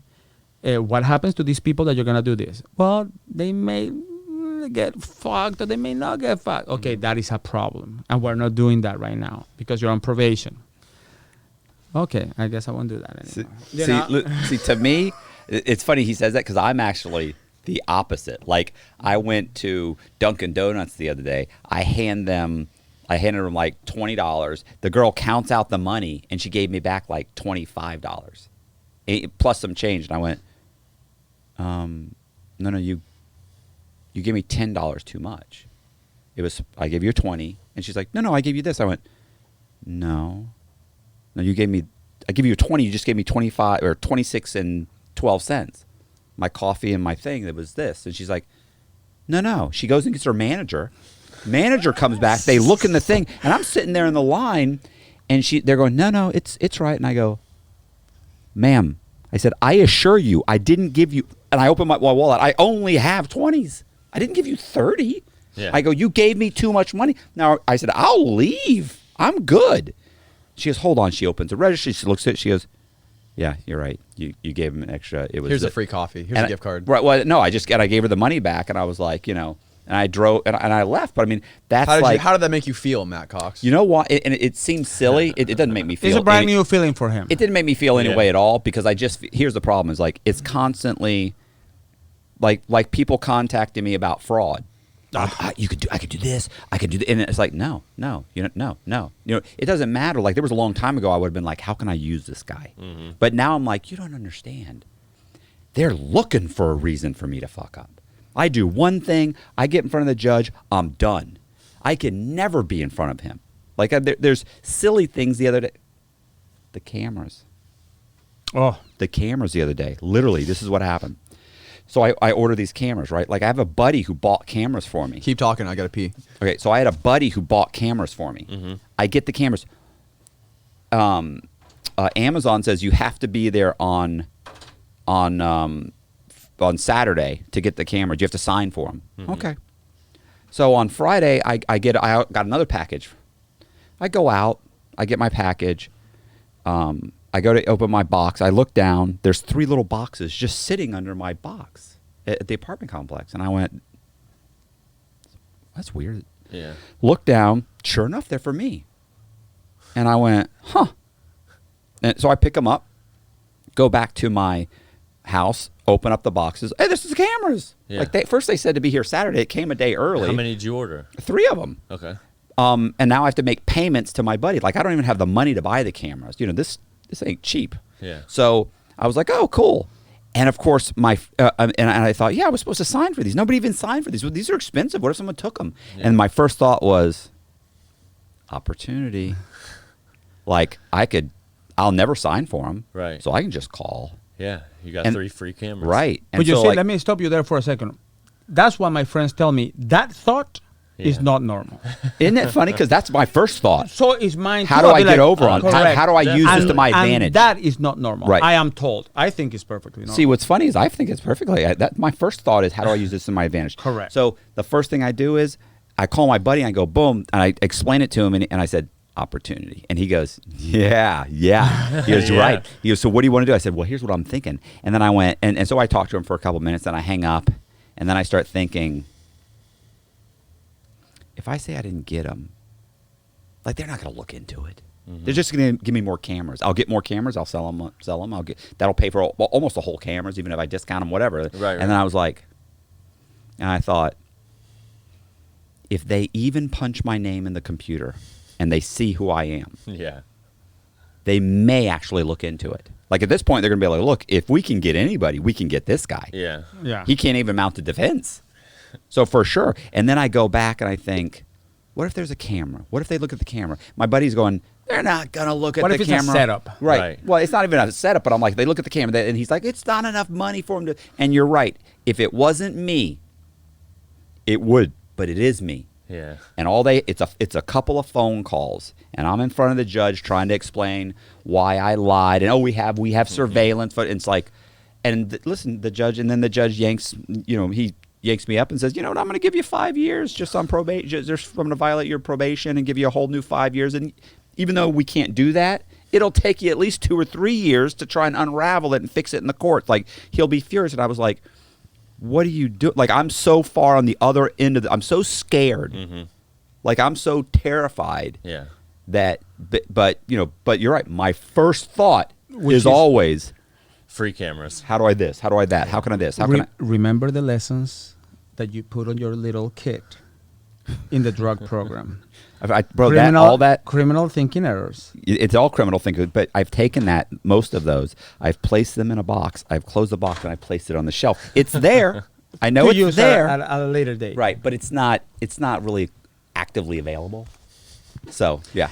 But I'll tell you some interesting facts about a prison that you guys. I know people that watch these podcasts. They want to hear the crime and they want to hear the stuff, but they also want to hear like Orange is the New Black. It's really like that. Yeah. And there is a level of insanity in prison that I didn't know existed until I started reading my Facebook posts. Because I was writing every week what was going on. And some days I was super sad and some days I was super happy. But I remember one day I'm going into education and I'm like, let me see what classes these guys are teaching. This is a prison. So they're teaching scuba diving. Okay, is one of the classes. What? Sailing is another one of the classes. And sea navigation. Now, we don't have any body of water anywhere in this prison except the toilets. They're teaching CDL license, how to drive a truck. But there is no trucks to drive. And then the real estate investment. Bingo. And credit management. Wait. What about the what's it when you grow plants? Horticulture. So it's okay, just do it. We can keep going. So I'm thinking, okay, who's teaching sea navigation? And they tell me, well, it's this guy that used to transport kilos of cocaine drug smuggler from the Bahamas. I'm like, okay. Nice. And who is teaching the truck driving class? Well, it's this guy that got caught with a bunch of kilos of heroin in the truck. I said, all right. And who's teaching real estate? Well, Matt Cox. I'm like, oh, that's fantastic. Well, I might as well teach the credit class. I got it. Yeah. So I remember writing home going, this is insane. Who decides to teach scuba diving? And by the way, these classes were packed. And there was no tank, no regulator. These guys are just telling you, like, listen, this is how you do it. Yeah. And people are taking notes on this stuff. And it was just insane. Then you get these gangsters knitting and making sweaters and making stuffed animals.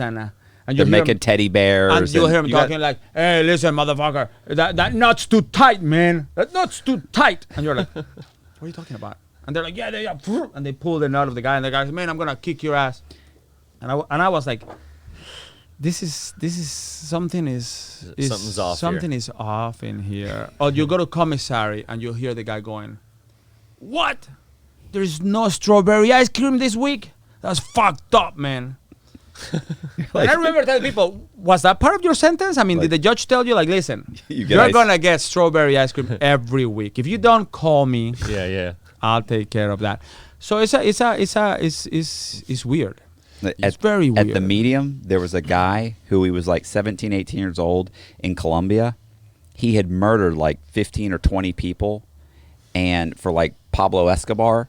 And the feds at some point picked him up and he got a life sentence, and he was the altar boy or deacon or whatever for the Catholic mass at the Medium. Had killed like 15 or 20 people. Well, nice guy. The guy that was teaching parenting remember the Spanish guy who was doing life and who was teaching parenting. Wow. Yeah. What the hell? So it's insanity. It's Yeah. insanity. It's insanity. You mentioned that when you went to the SHU for 6 months, it had an effect on your psyche. Yeah. Yeah, I got out, and I have issues sleeping because you are so used to the light being on all the time, and people banging on the door every half an hour because they want to know if you killed yourself or like the biggest question they ask you on every prison you go is, do you feel like you want to harm yourself or others? And you're like, no, man, I don't feel like I want to harm myself. I feel like I want to harm others, but not myself.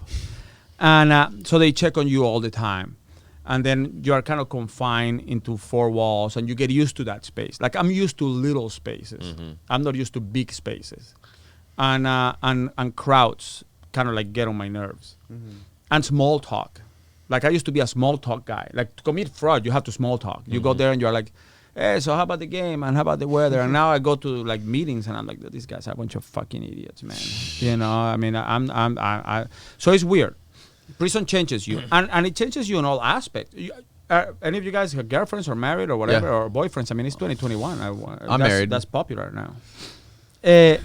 Dude, imagine 8.5 years in my case, 13 on Matt's case, not getting laid. I mean, I'm assuming Matt went 13 years not getting laid, but 8.5 years. Too much, that's a big assumption. Yeah, that's a big assumption. I used to tell the guys, like, when they call their girlfriends, I said, ask them, have you been unfaithful? Yeah. Well, I have to. But yeah, dude, you don't think about those things. 8.5 years not touching somebody or somebody not touching you, and it's like you start like disconnecting from all those things, you know. So then you get out, and it's readapting is weird. Are there any things that you can like put your finger on or like point to in your personality that changed specifically from the 6 months in solitary? Like, is there anything about that 6 months that you know that changed something? Yeah, dude. I learned to talk to myself, but I think I'm talking to other people.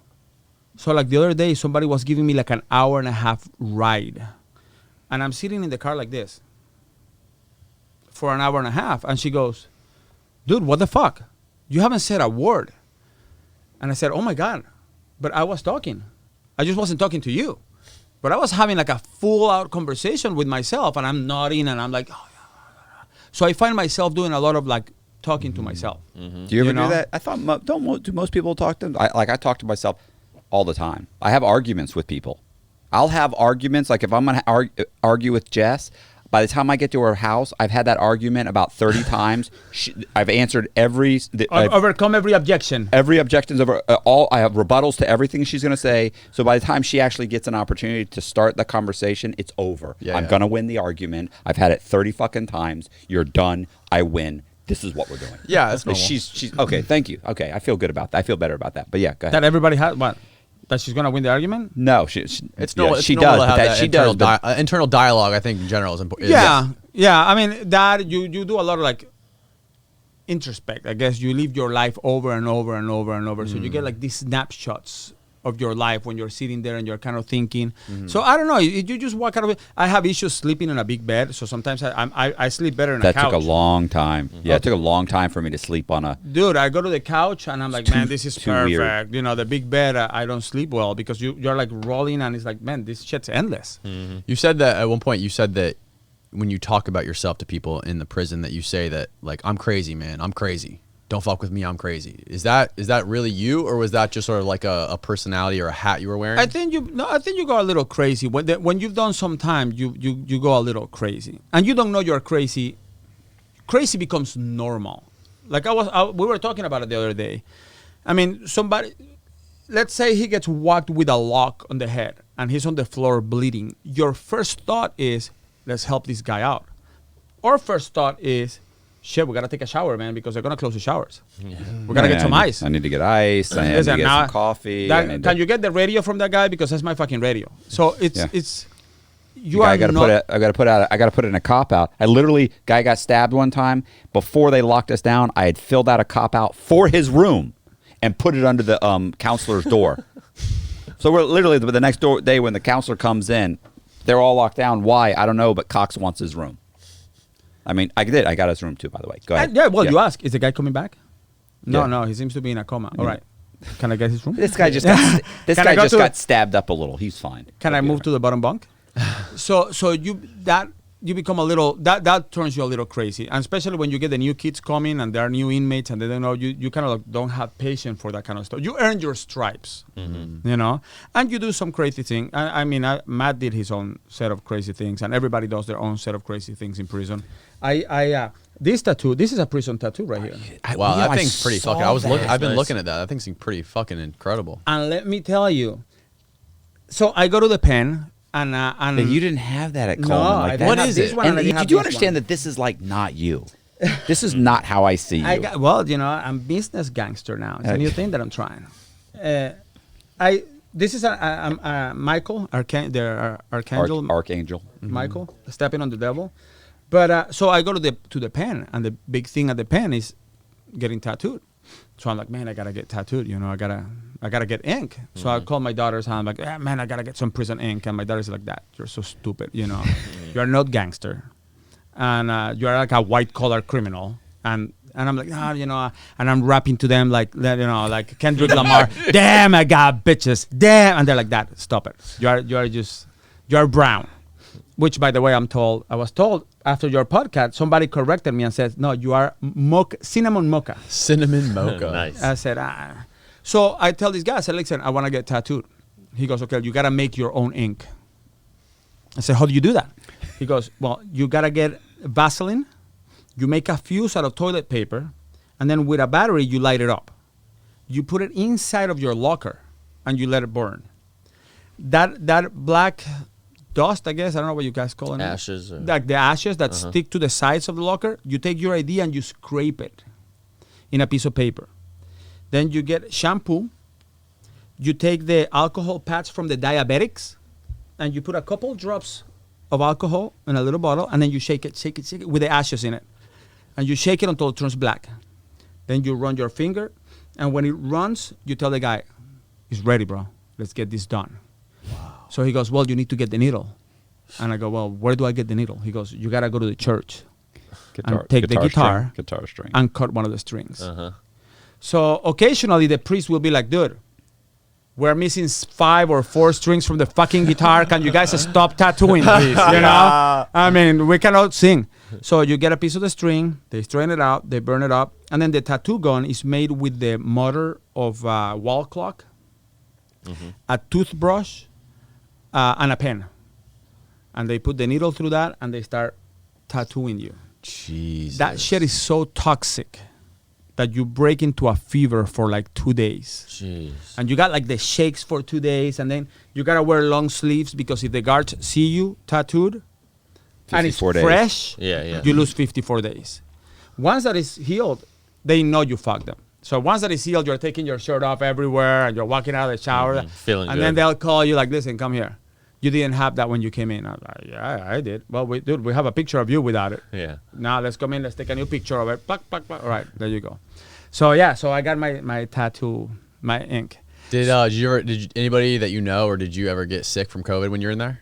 I got a couple of friends that died out of COVID that you knew because they came from they died there. They came from Coleman. A Dominican guy named Manolo, dark skin. He used to play softball. That was Sounds familiar. Yeah. He was in Coleman for a long time. He died of COVID. Well, but the tattoo's kind of like a prison vaccine.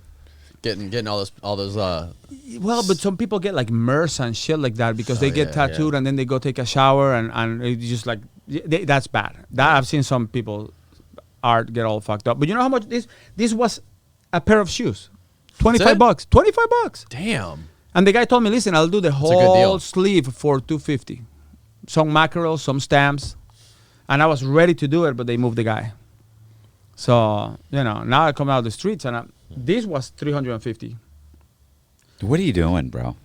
Gangster, bro. Business gangster. That's the future, man. Matt, why didn't you get any tattoos? He has some. Look at He's me. got some. He got a tramp stamp. Do you have a tramp stamp? Don't listen to him. You guys got tattoos? Don't say No. stuff I have like one. that. Yeah. Yeah? Do you? I I just got actually two. recently got it for a friend of ours who was learning to get tattooed, and she had to do some like free Oh, you tattoos. don't want to do that. Yeah, I did it. No. You don't want to get a tattoo from a guy that you started. You don't want to get a vasectomy from a guy that you started. Just certain things you don't do with guys that you started. Well, not a doing that stuff. vasectomy, but the tattoo was cool because it was. I had no reason. I had never had interest in getting tattooed before, but it was like a. Is it good? Did it turn out It's good? 'Cause- decent. Yeah, it's decent. It's all right. Yeah. You get addicted though. It is. I can see how it's definitely addicting. You definitely want more. And then you see it and you're like, man, the one that I really wanted was this one. So I can put, and then before you know it, you're working on a sleeve. Yeah, you're running out of canvas pretty soon. Listen, this is the guy that had a bunch of procedures done on him and he's complaining that I got a fucking tattoo. Come on. What if I don't like it? Like my fear is I have a fear of commitment. Like what if I get something that's like trendy now and like 5 years from now people are like, that's stupid. What were you thinking? Like my brother actually got a tattoo and it was that you guys don't know what this is. It's the keep on trucking tattoo where there's a guy walking towards you and the front of his foot on the bottom of the sole it says like keep on trucking. So his foot's real big. And then he got another one of like Tweety Bird and he's got like these stupid tattoos that he later I'm like what were you doing? He's like it was cool at the time. They had shirts and I'm like yeah but it's trendy. He's like yeah but I didn't know that. I didn't know it wasn't going to be cool later. It's like everything's stupid. Like he's got all these ridiculous tattoos and then he's got other tattoos that are just like not him. It's like you have a knife with a snake going through it. Like you're not a biker. I thought it was cool. It's like stop. I saw a guy in prison getting his whole head Louis Vuitton, Really? like a purse, and I had a guy. I actually drew out a bunch of, and his whole sleeve was Louis Vuitton. The pattern? The pattern. I met him when he didn't have that, and then I saw him in Oklahoma, and I'm like, what the fuck? And he's like, yeah, I know, man. I said, what were you thinking? He's like, I don't know. So, well, Louis Vuitton will hire you. Yeah. You know, I mean, you have a job there. But yeah, the skull is a little bit too much. And then you have the guys with the tears. Yeah. They're sad. They're very sad. Yeah. It's a crazy world in there. Yeah. I mean, all the different prisons and pens that you went to. What was the worst one you were in? What was the worst prison that you were in? Obviously, Coleman was probably the nicest one, right? Oh, Coleman was the nicest one. I think Coleman was pretty good. We were talking about that. Coleman was great. I thought Coleman was pretty good. Yeah, I thought it was great. It started getting worse as time goes by because the drugs they started getting in all that K2, the K2 ruined it, and then you had the state stopped picking up crimes, so the feds were picking up these 18, 19, 20-year-old criminals for little shit that used to be state crimes before. So we had a bunch of kids in the prison running around and picking up fights and doing stupid stuff. But Coleman was good. I'll say the last one, the D. Ray James, the one where they had all the immigrants. Because I was going to say the ICE facilities are the worst. ICE facilities, you have no rights because you're an immigrant, basically. And you're getting punished twice by the staff. See, in prison, the staff punishes you because you're a criminal. So the guards look at you like, the judge didn't give you enough time, so I'm going to make your life fucking miserable. We had what was the guy that used to wear the dreads, the short black dude that used to black guy with dreads and Seal, gold teeth. Well, you'll remember this one, the black lady from the library, Miss Johnson, Miss whatever. No, Miss Johnson was nice. Miss Johnson was nice. You're talking about Miss. Bro, I know she was the worst. She was terrifying. She will tell you things like don't look at me in the eyes when you talk to me. Don't look at me in the eyes. Yeah, and lie. She would write reports saying that you pushed her. Yeah, you pushed her. You hit her. Like I mean, they had and guys would beat the Saunders. Miss Saunders. Guys would beat. Yeah, if you're watching this, Miss Saunders, fuck you. Yeah, you're a scumbag. Look, people like she would literally, she was bipolar. Like she was completely insane. And so she would write you up for something that didn't happen, try and get you thrown in the shoe, try and get your job taken away. Like when this was a psychotic chick, and then say stuff like, he grabbed me, he pushed me, well, they have a camera right there. And so what happened was so many people complained after multiple people went to the shoe for nothing. Eventually, she would say, go to the lieutenant's office right now, I'm writing you up, but you'd get to the lieutenant's, you'd walk in, you go, hey, Miss Saunders sent me down here, and they'd go, Jesus. Yeah. Well, she said she's writing me a shot, and they'd go, just go back to the unit. I'd be like, yeah, but she said she's writing a shot. I'm going to quash the shot. It sounds just like high school. Just go. Oh, yeah, it is just like high school. That's correct. And not just that. Look, a lot of the guards are hooked on oxys. Do you remember? Wait. Do you remember? Would you say the guards would you say the guards like their jobs? Do you think they have? I think they make good money. Like, look, I liked the guards that were there because it was just a job.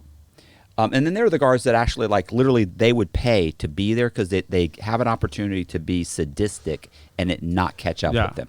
But I was just going to say, do you remember a guard by the name of Tibbet? White guy, super nice. Do you know what happened? He was the guy that was always taking Oh, pills yeah. and stuff. He was on PTSD, pills. he had PTSD. And Yeah. veteran, But guess what what? happened? So there was a huge case on from the females camp saying that the guards were pressuring them to have sex, and so they filed a lawsuit, right, against all these guards. Tippett was named in the lawsuit. So Tippett drives to Coleman on Christmas, or right around late December, I think. Drives into Coleman in the parking lot, takes his revolver out, sticks it in his mouth, and blows his fucking brains No out. way. Yeah. Damn. Yeah, This is that's that recent crazy. big lawsuit, right? That all those girls. The one that Jess That came. Jess- and- yeah. Is that what they turned it into a male camp, I guess? Yeah, they settled the lawsuit, by the way. You know, Did they settled- really? Oh, yeah. The BOP settled it. When How did this much? happen? Couple 5 tunas? like a month or two ago. No, they were suing like for like 20 million, bro. shit. It was no joke. Can you Like, pull up the news on that?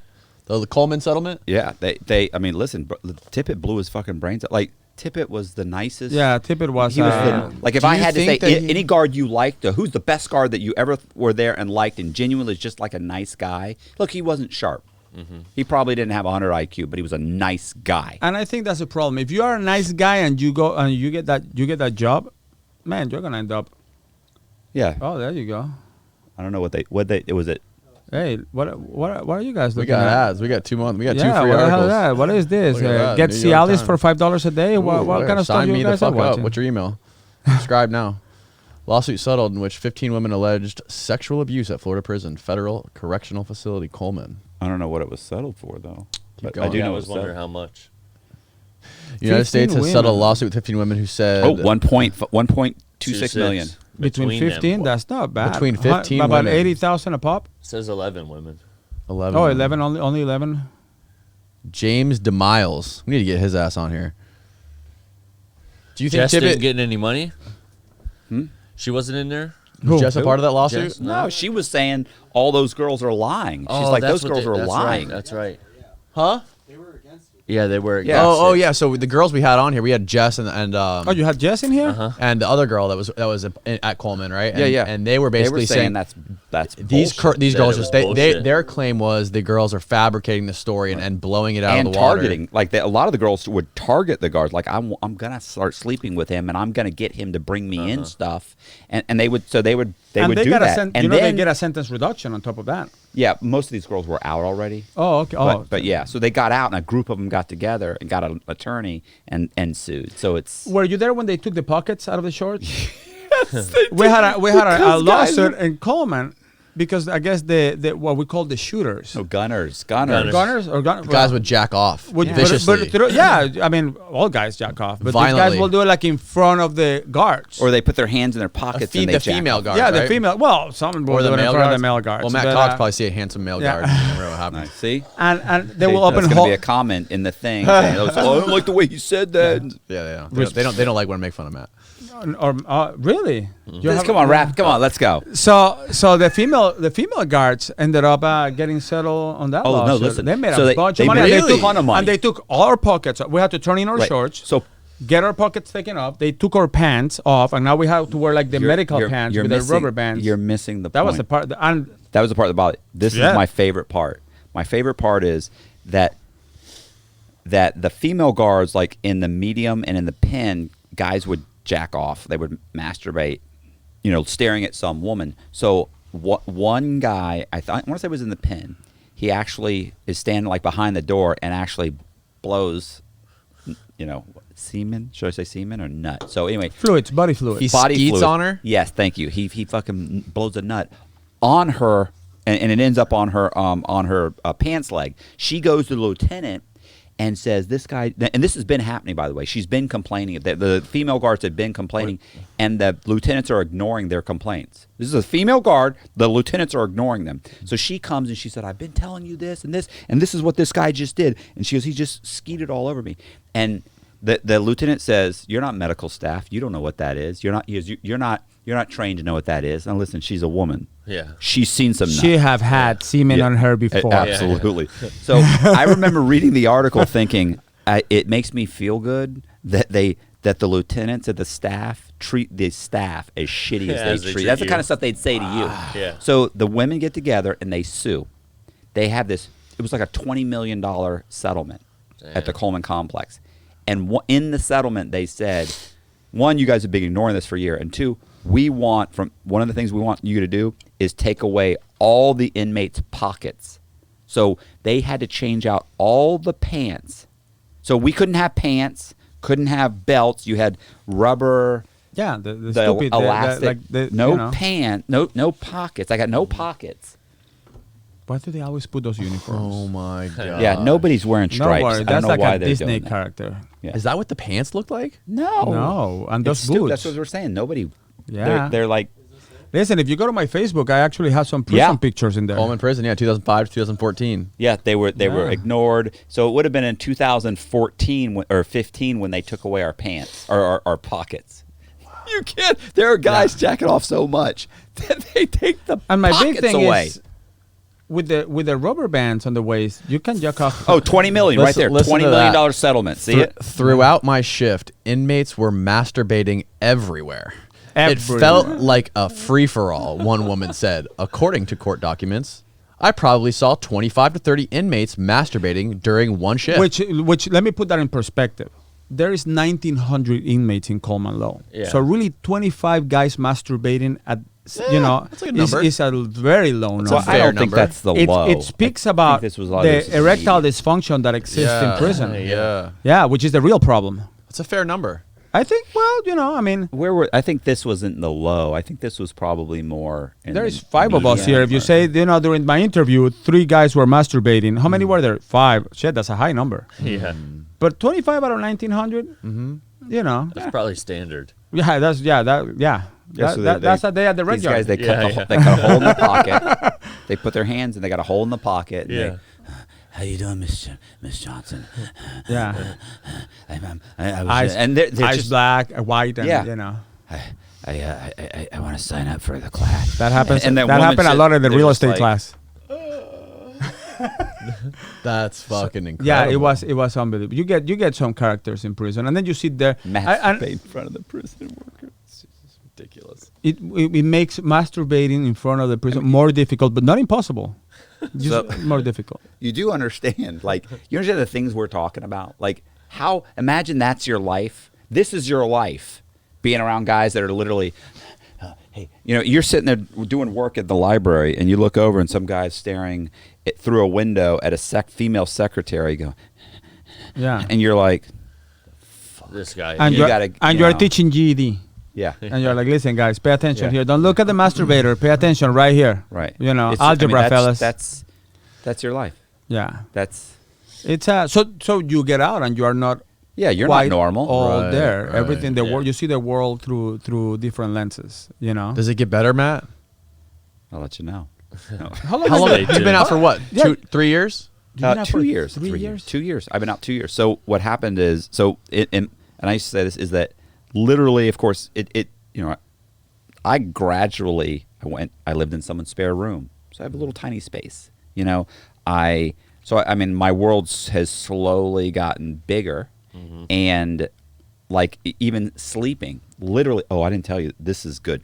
So Stacy, I stayed at Stacy's, right? Yeah. She had a room and she had a closet. I put my bed in the closet. There was a huge closet in the closet, and I used to sleep in the closet. And when I put my bed, I said, "Well, I'm going to put my bed in here." Oh, because I said, "I'm gonna have this my art studio." And she goes, "Well, why don't you use the closet for the? And why don't you? We can move." I go, "No, I want to put it in there. It fits in there. It's good." She's like, "It's so tiny," and I go, "It's twice as big as my cell." As a matter of fact, Yeah. bring the toilet. Right, I right. was like, right. And she was like, "You can't be serious." I'm like, I feel comfortable. I slept great in that room. I felt Jess would come over, she'd sleep, she would be like, "It's really comfortable when you're in it." And I was like, "It's weird, right?" And so then eventually I moved into a bedroom. And you have to think too, for the first 6 months to a year, I had this constant feeling like they're going to come get me any minute. Yeah. Yeah. Like, remember I told you, like, I miss my friends. I think about my friends in prison. Like, to me, this is temporary. I should be back in Coleman. Like, I was like, it wouldn't bother me at all if I went back to It's Coleman. like the end of Shawshank Redemption. Yeah, and you Yeah. And look at this, and yeah. you end up getting out, and you reach out to the people that you did time with, that you were actually hanging out with inside. You know, so they end up connecting sooner or later, because it's the people that understand you. Right. You speak the same language. Sometimes when I say some things, like with my daughters, I have to explain what I mean all the time. Like, or I was telling Matt the other day, I was at the doctor, and one of my kids called me, and I said, I'm in medical. And they're like, what? And I said, oh, shit, I'm at the doctor. I'm not in medical, you know? Or one of them has a backyard, and I keep saying it, the rec yard. And I'm like, hey, let's go out to the rec yard. I'm like, shit, no, the backyard. The backyard. It's not the rec yard. What about what you said when your girlfriend, you were like, oh, if somebody talked to me like that when I was in, if someone... Listen, yeah, that's when you start arguing. Well, it's funny that you said about the closet. I got into an argument the other day, man, and I was so pissed. And I'm like, you know what? I'm going to lock myself in the fucking closet so I can think. And she's like, dude, what? I said, yeah, this is too much space here. I just cannot get my head straight. Because you want confinement. And then when people talk to you, you cannot snap at them like, what? You start thinking, if this bitch talked like that to me in prison, right. I would have stabbed her. Oh, remember the thing? Well, I'm not stabbing anybody, but I tell you what, the one thing is, it's please and thank you. Oh my God. When I first went into prison, like, nobody's saying please or say, because that's soft. You're soft. Like, first of all, like I put no bass in my voice. I'm talking normal. In prison, it's what's up? Hey, yeah. So listen. Hey, let me get some sugar. Like any type of sweetener is sugar. Like any type of listen, I can't even. I'm not even going to go into. It's so stupid. Like they don't have that. They call sweatshirts are sweaters, and they're like, hey, let me get a sweater. I'm like, it's not a sweater. It's a sweatshirt. So you realize very quickly, no, they're all sweaters. You know, they're all, and there's all these things, and they stop saying please and thank you. That's off the window. If you do that, you're soft. If you're soft, you're basically a victim. So you stop saying that. So then I get out here, and I'm like, hey, let me get some coffee. It's like, please, would you like some? And you start realizing, I can't talk like I'm an asshole. That's how my 2-year-old Like talks. I was kind of an asshole when I went in. I'm really an asshole. Yeah. At least I said please and thank you. So it took a lot. Like and so I try to have to do overly be polite. Like, hey, I really appreciate it. Hey, thank you. So now, like we were talking about going through the Starbucks. Yeah. I'm real overly. I don't just order. I'm like, hey, how are you doing today? Like I have to really push myself to try and be sweet and nice. Superficial charm. Absolutely, but I have to make that super. It's called faking sincerity. Right. Yeah. If you can do that, you got it made. You got it. You can sell anything. Yeah. So I have to really do that. Hearing aids or hand grenades. Jess laughs. We were talking about laughs all the time. She's like, "What are you doing? I'm talking to trying to really make myself be sociable again." Yeah. Because you're just not when you come out. No. I'm so comfortable being alone. But when you are with a convict, it's okay. Like I went to your house the other day, and I'm like opening the fucking cabinet, getting a glass, and I'm getting like, which was great because I don't offer anybody shit. Yeah, and I know. Listen, if I walked into his cell, I was gonna open his locker, and if he had some chips, I was gonna eat them. You know what I mean? Right. But then he had people there, and they're sitting there like, can we? I'm like, yeah, grab that shit. Is it yours? No, if it's there, it's to eat it. Otherwise he will hide it. Because that's kind of like how it is in prison. If it's on the table, it's for everybody. Right. If you don't want people to eat it, then you hide it. So now that you're a free man, somewhat free. now you're a free man. This Well, is we the still got free-ish. probation. America, Free-ish. the land of the free, right? And the home of the brave. Yeah. This is the freest country in the world, right? It's super free. Yeah, 1% of our society is locked up. More people per capita, I think, than any other country. Is that right? Than any other country in the world. So they set you free, and now you got to walk through basically a minefield to make sure you don't end up back in prison. How long are you on probation? Probation for? officer wants you to make payments to restitution, but he can't work. Yeah. He's like, how am I going to do that? He called me yesterday. He's like, dude, you haven't made any payments on your probation. I'm like, on your restitution. I said, I can't work. He goes, you're still on that, huh? I said, yeah, man. I don't have a work permit. I don't have a driver's license. If you get me one, I'll Uber the shit out of this thing. But he's like, man, I don't know. He goes, how about like getting a job and getting paid like cash, under the table. I'm like, Really? I'm like, wait a second. No, that's a federal offense. Yeah. That violates immigration law. Yeah. Oh yeah, I guess it does. I'm like, yeah, man, no. Listen, if I'm gonna do shit, I'm gonna do shit. Right. Your If I don't, probation officer said that to you? They don't think, there are people They just talk. like, well, what about this? Like, they're not. they're not familiar with what goes on once you get out. Mm-hmm. They're not familiar with what goes on once you're in there. Like a lot of people think that we got prepared to be out, and we don't. Nobody talks to you. Nobody tells you, listen, this is what you're gonna face when you get out. And it's like, listen, you're out. And how do I get home? I don't know how you're gonna get home. That's your fucking problem. You're out. Yeah. You get a job, and then places, to find a place to live. I mean, I haven't crossed that bridge yet, but when I've tried, they used to test the waters. That he's lucky he has family here. If he didn't have family here, he's sleeping on a park bench somewhere. Yeah, because what's Right. it like? What's it like to find a place to rent? And then you have to give them a It's you have to do a impossible background because check, they go, right? listen, we're gonna do a background check. Have you committed a crime? And it's like, well, it's white collar, and it's, well, yeah, no, it doesn't matter if it's white collar. Right. I mean, I had somebody that took 300. I told the story I think in your podcast. He took. I said, listen, I have a federal criminal record. Oh, don't worry about it. Is it sexual? Is it like child abuse? Are you a child molester? Right. No. I'm like, listen, I'm white collar. Right. Oh yeah, you shouldn't have a problem.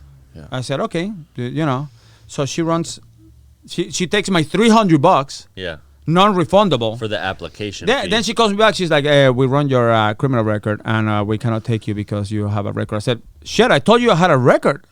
She goes, yeah, but we didn't know that it will show up.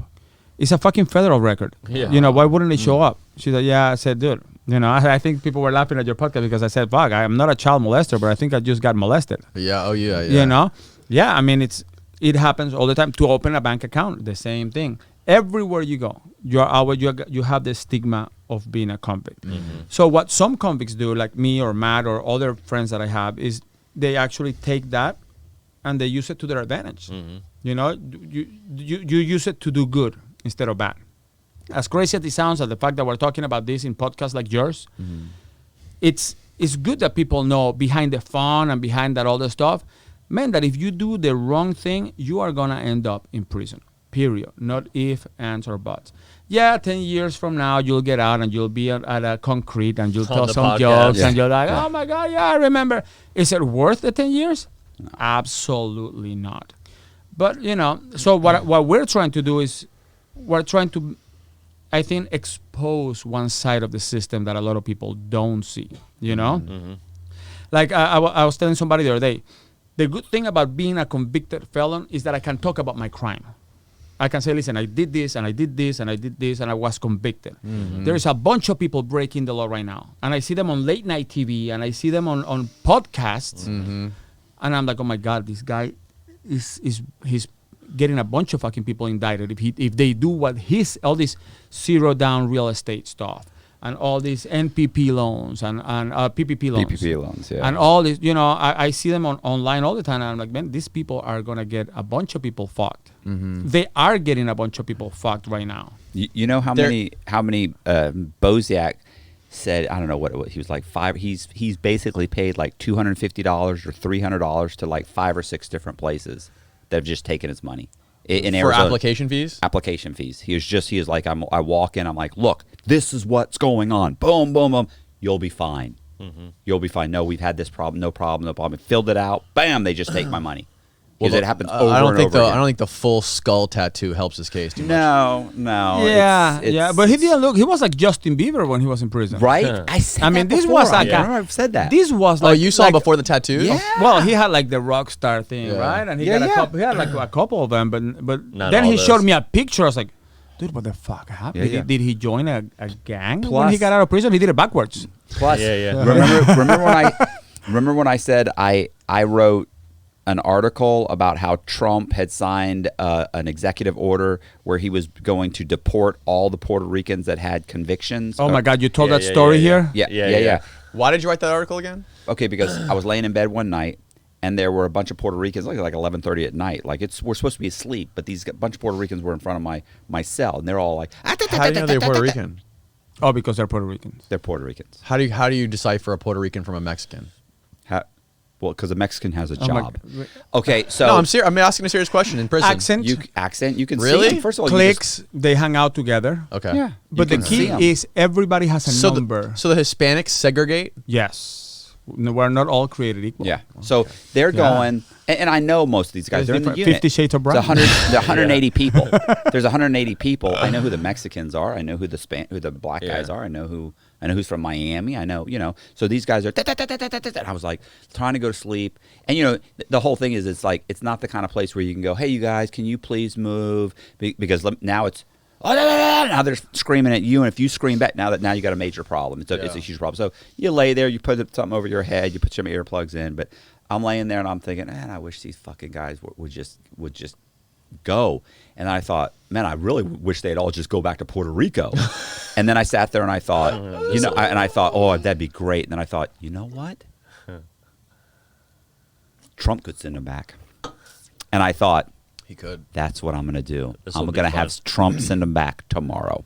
So I go to the library the next morning and I write up an article that says that Trump has just signed Executive Order 720514-12, and that any Puerto Ricans that were born in Puerto Rico that came to the United States that have a felony conviction are being deported. And then I go in and I add in quotes from the director of the Federal Bureau of Prisons, from what was that? The old U.S. attorney or the Attorney General. Barr? No, it wasn't. This the wasn't one prior Barr. to him. Yeah, Sessions. Jeff yeah. Sessions. I put in a bunch of quotes from Sessions saying it's perfectly legal. I put a quote in from saying, and you gave numbers. Currently, there is like 45,000 Puerto Ricans. Yeah. Out of them, 28,000 are Do you understand? deportable. I looked up like all the things. I looked up the name of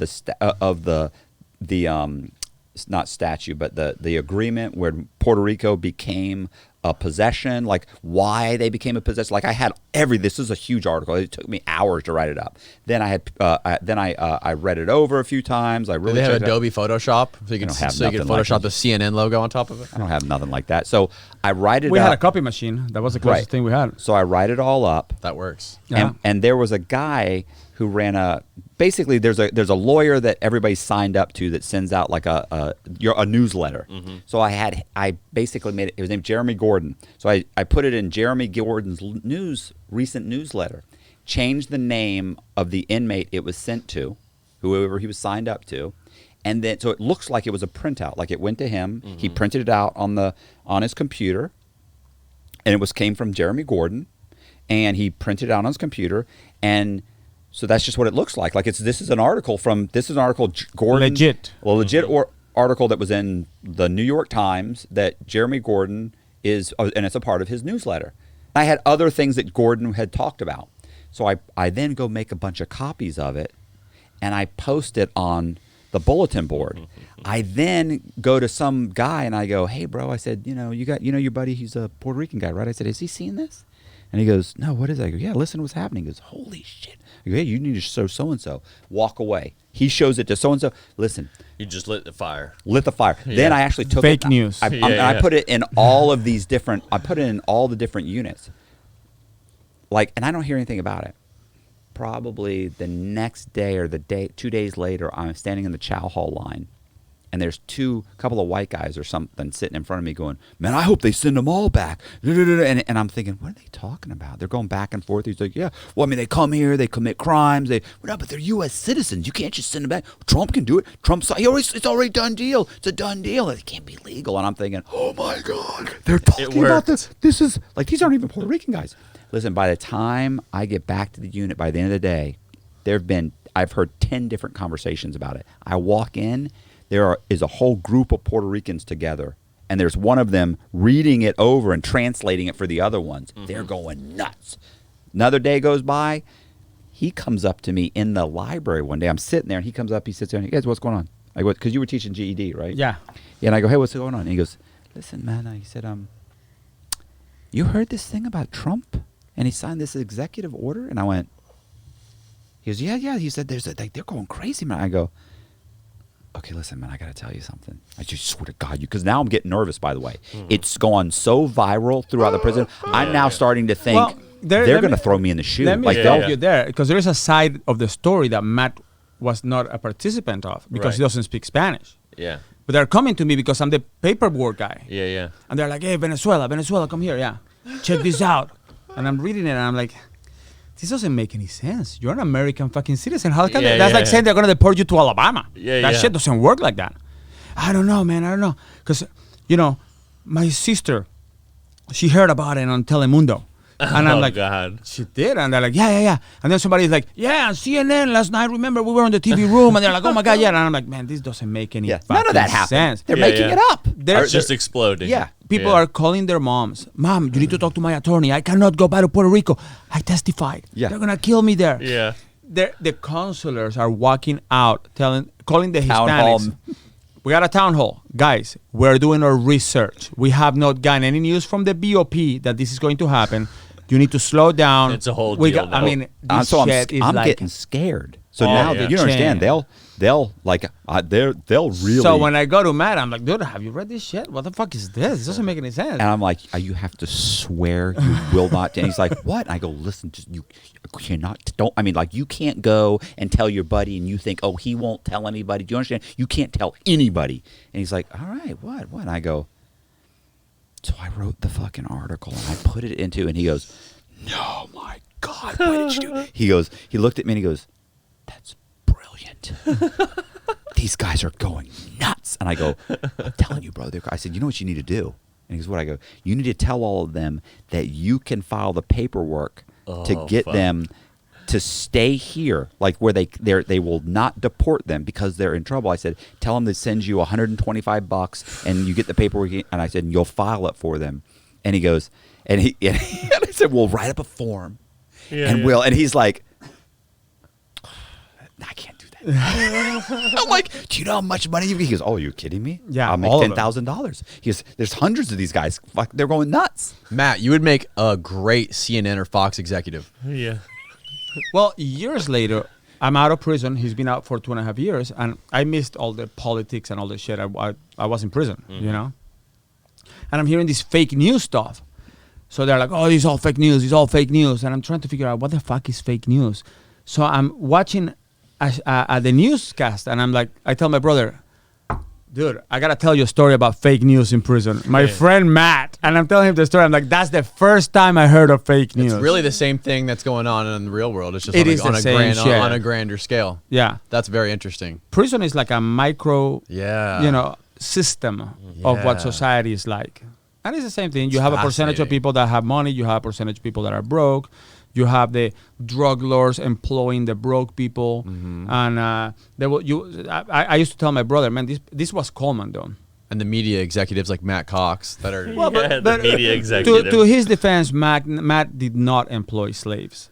Okay. Well, he's But got, one, he's got something going on. That's fair. but there were several inmates that did. So there will be like these gazillionaire drug lords. Oh, You know, yeah. $150 million, $200 million in the bank. They will sit there and they will call me, hey, Venezuela, come here. So I'll sit there and say, yeah, what's up? Man, listen, can you translate this for me? And I'll be like, yeah, I'll translate it for you. Do you want anything to eat? Sure. Hold on 1 second. Pedro, come here for a second. So this guy will show up. Yes. What do we have to eat? Like a waiter, bro. It's another inmate. Well, we have pizzas. We have burritos. We have... Well, dude, I'll take a burrito. Give the man a burrito. You want anything to drink? All right, what do you have to drink? Well, Sprite, Coke. Dude, give me a Sprite. With ice? Yeah, with ice. All right. So the guy will leave and come back with like the Sprite and the burrito and the whole thing. I mean, they had it. Yeah. I mean, keep in A mind, staff. he doesn't have it in his cell. This guy's keeping his stuff. So he's putting money on multiple people's books. He's using multiple people's phones. So you can only have 300 minutes. So you don't have any money. So here's what you're going to do. I'm going to put money on your books. You're going to go to commissary for me. You're going to get some commissary. I'm going to use your phone minutes because you barely call anybody. You can use some of them. And you're going to cook for me, and then you'll clean my room. I'm going to put money on You'll your make my books. You're going to bed. go to commissary. You're going to make my bed. You're going to clean my cell.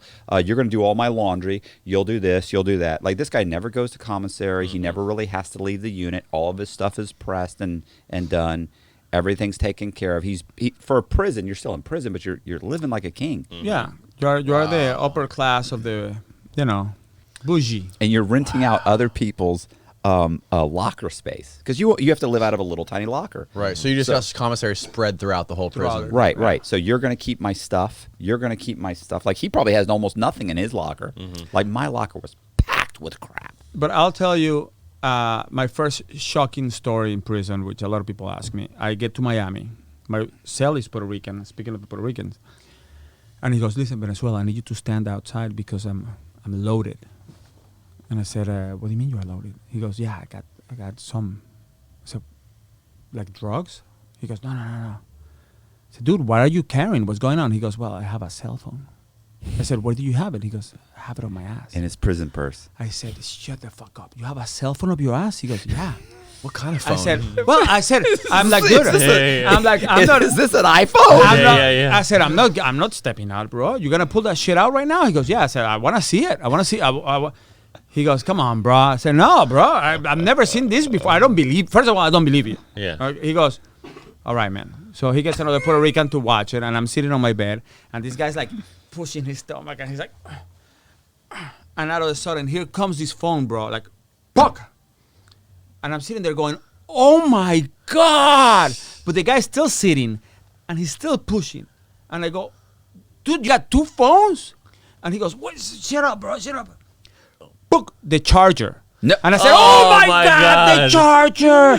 And he goes, of course. How do you think I was going to charge the phone, bro? Oh my God. And I said, well, you know what? I would have never thought about putting the charger on my ass. I would have been the only idiot with a phone and no battery. Oh my God. He's like, yeah, of course. And they keep it up their ass all day, bro. All day. And not little phones. I mean, we're talking about decent size. iPhone 11 Pro Max. Yeah. What's going on? A tablet. Yeah, got an iPad. Yeah, give me an iPad. Yeah, that was impressive. Jesus Christ. That was impressive. I was like, man. I've heard those stories before, but not in that kind of vivid No. detail. Yeah. Listen, so I had to ask. I was like, you guys. I'm like, listen, let's sit down. Let's talk about this. Right, you know? Right. How? At what point did you put a cell phone up your ass? I mean, how long did that take? Do you have to work your way up to a cell phone? I mean, Yeah. He's like, yeah.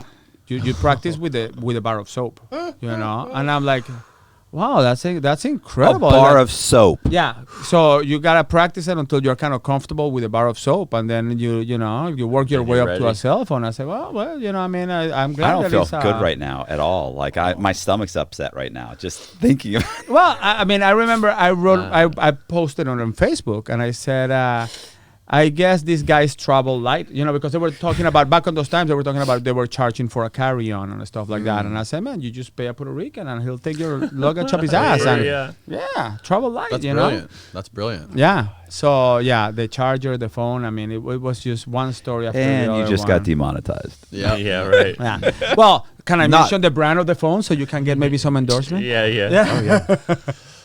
Well, that's a great way to end it, man. I appreciate you coming on here. Yeah. That's a good one. I appreciate you telling your story, man. No, man. It's anytime. fascinating. You're a really good storyteller. Anytime you want to have me back. Matt, I absolutely. think, am I your first Hispanic guest? No, you're not actually. Bustamante. No, I've had a few. Oh, listen, bro. I have a buddy who's ex-CIA. He came on. Super cool guy.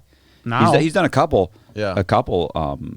Podcasts. He's been on here a bunch. Yeah. Hello, Andrew. He's super smart guy. Smart guy, nice guy, cool guy. Man, he's got some stories. Yeah. Some of them he can tell, some of them he can't. He's like, well, I can't really talk about this. Like, Yeah.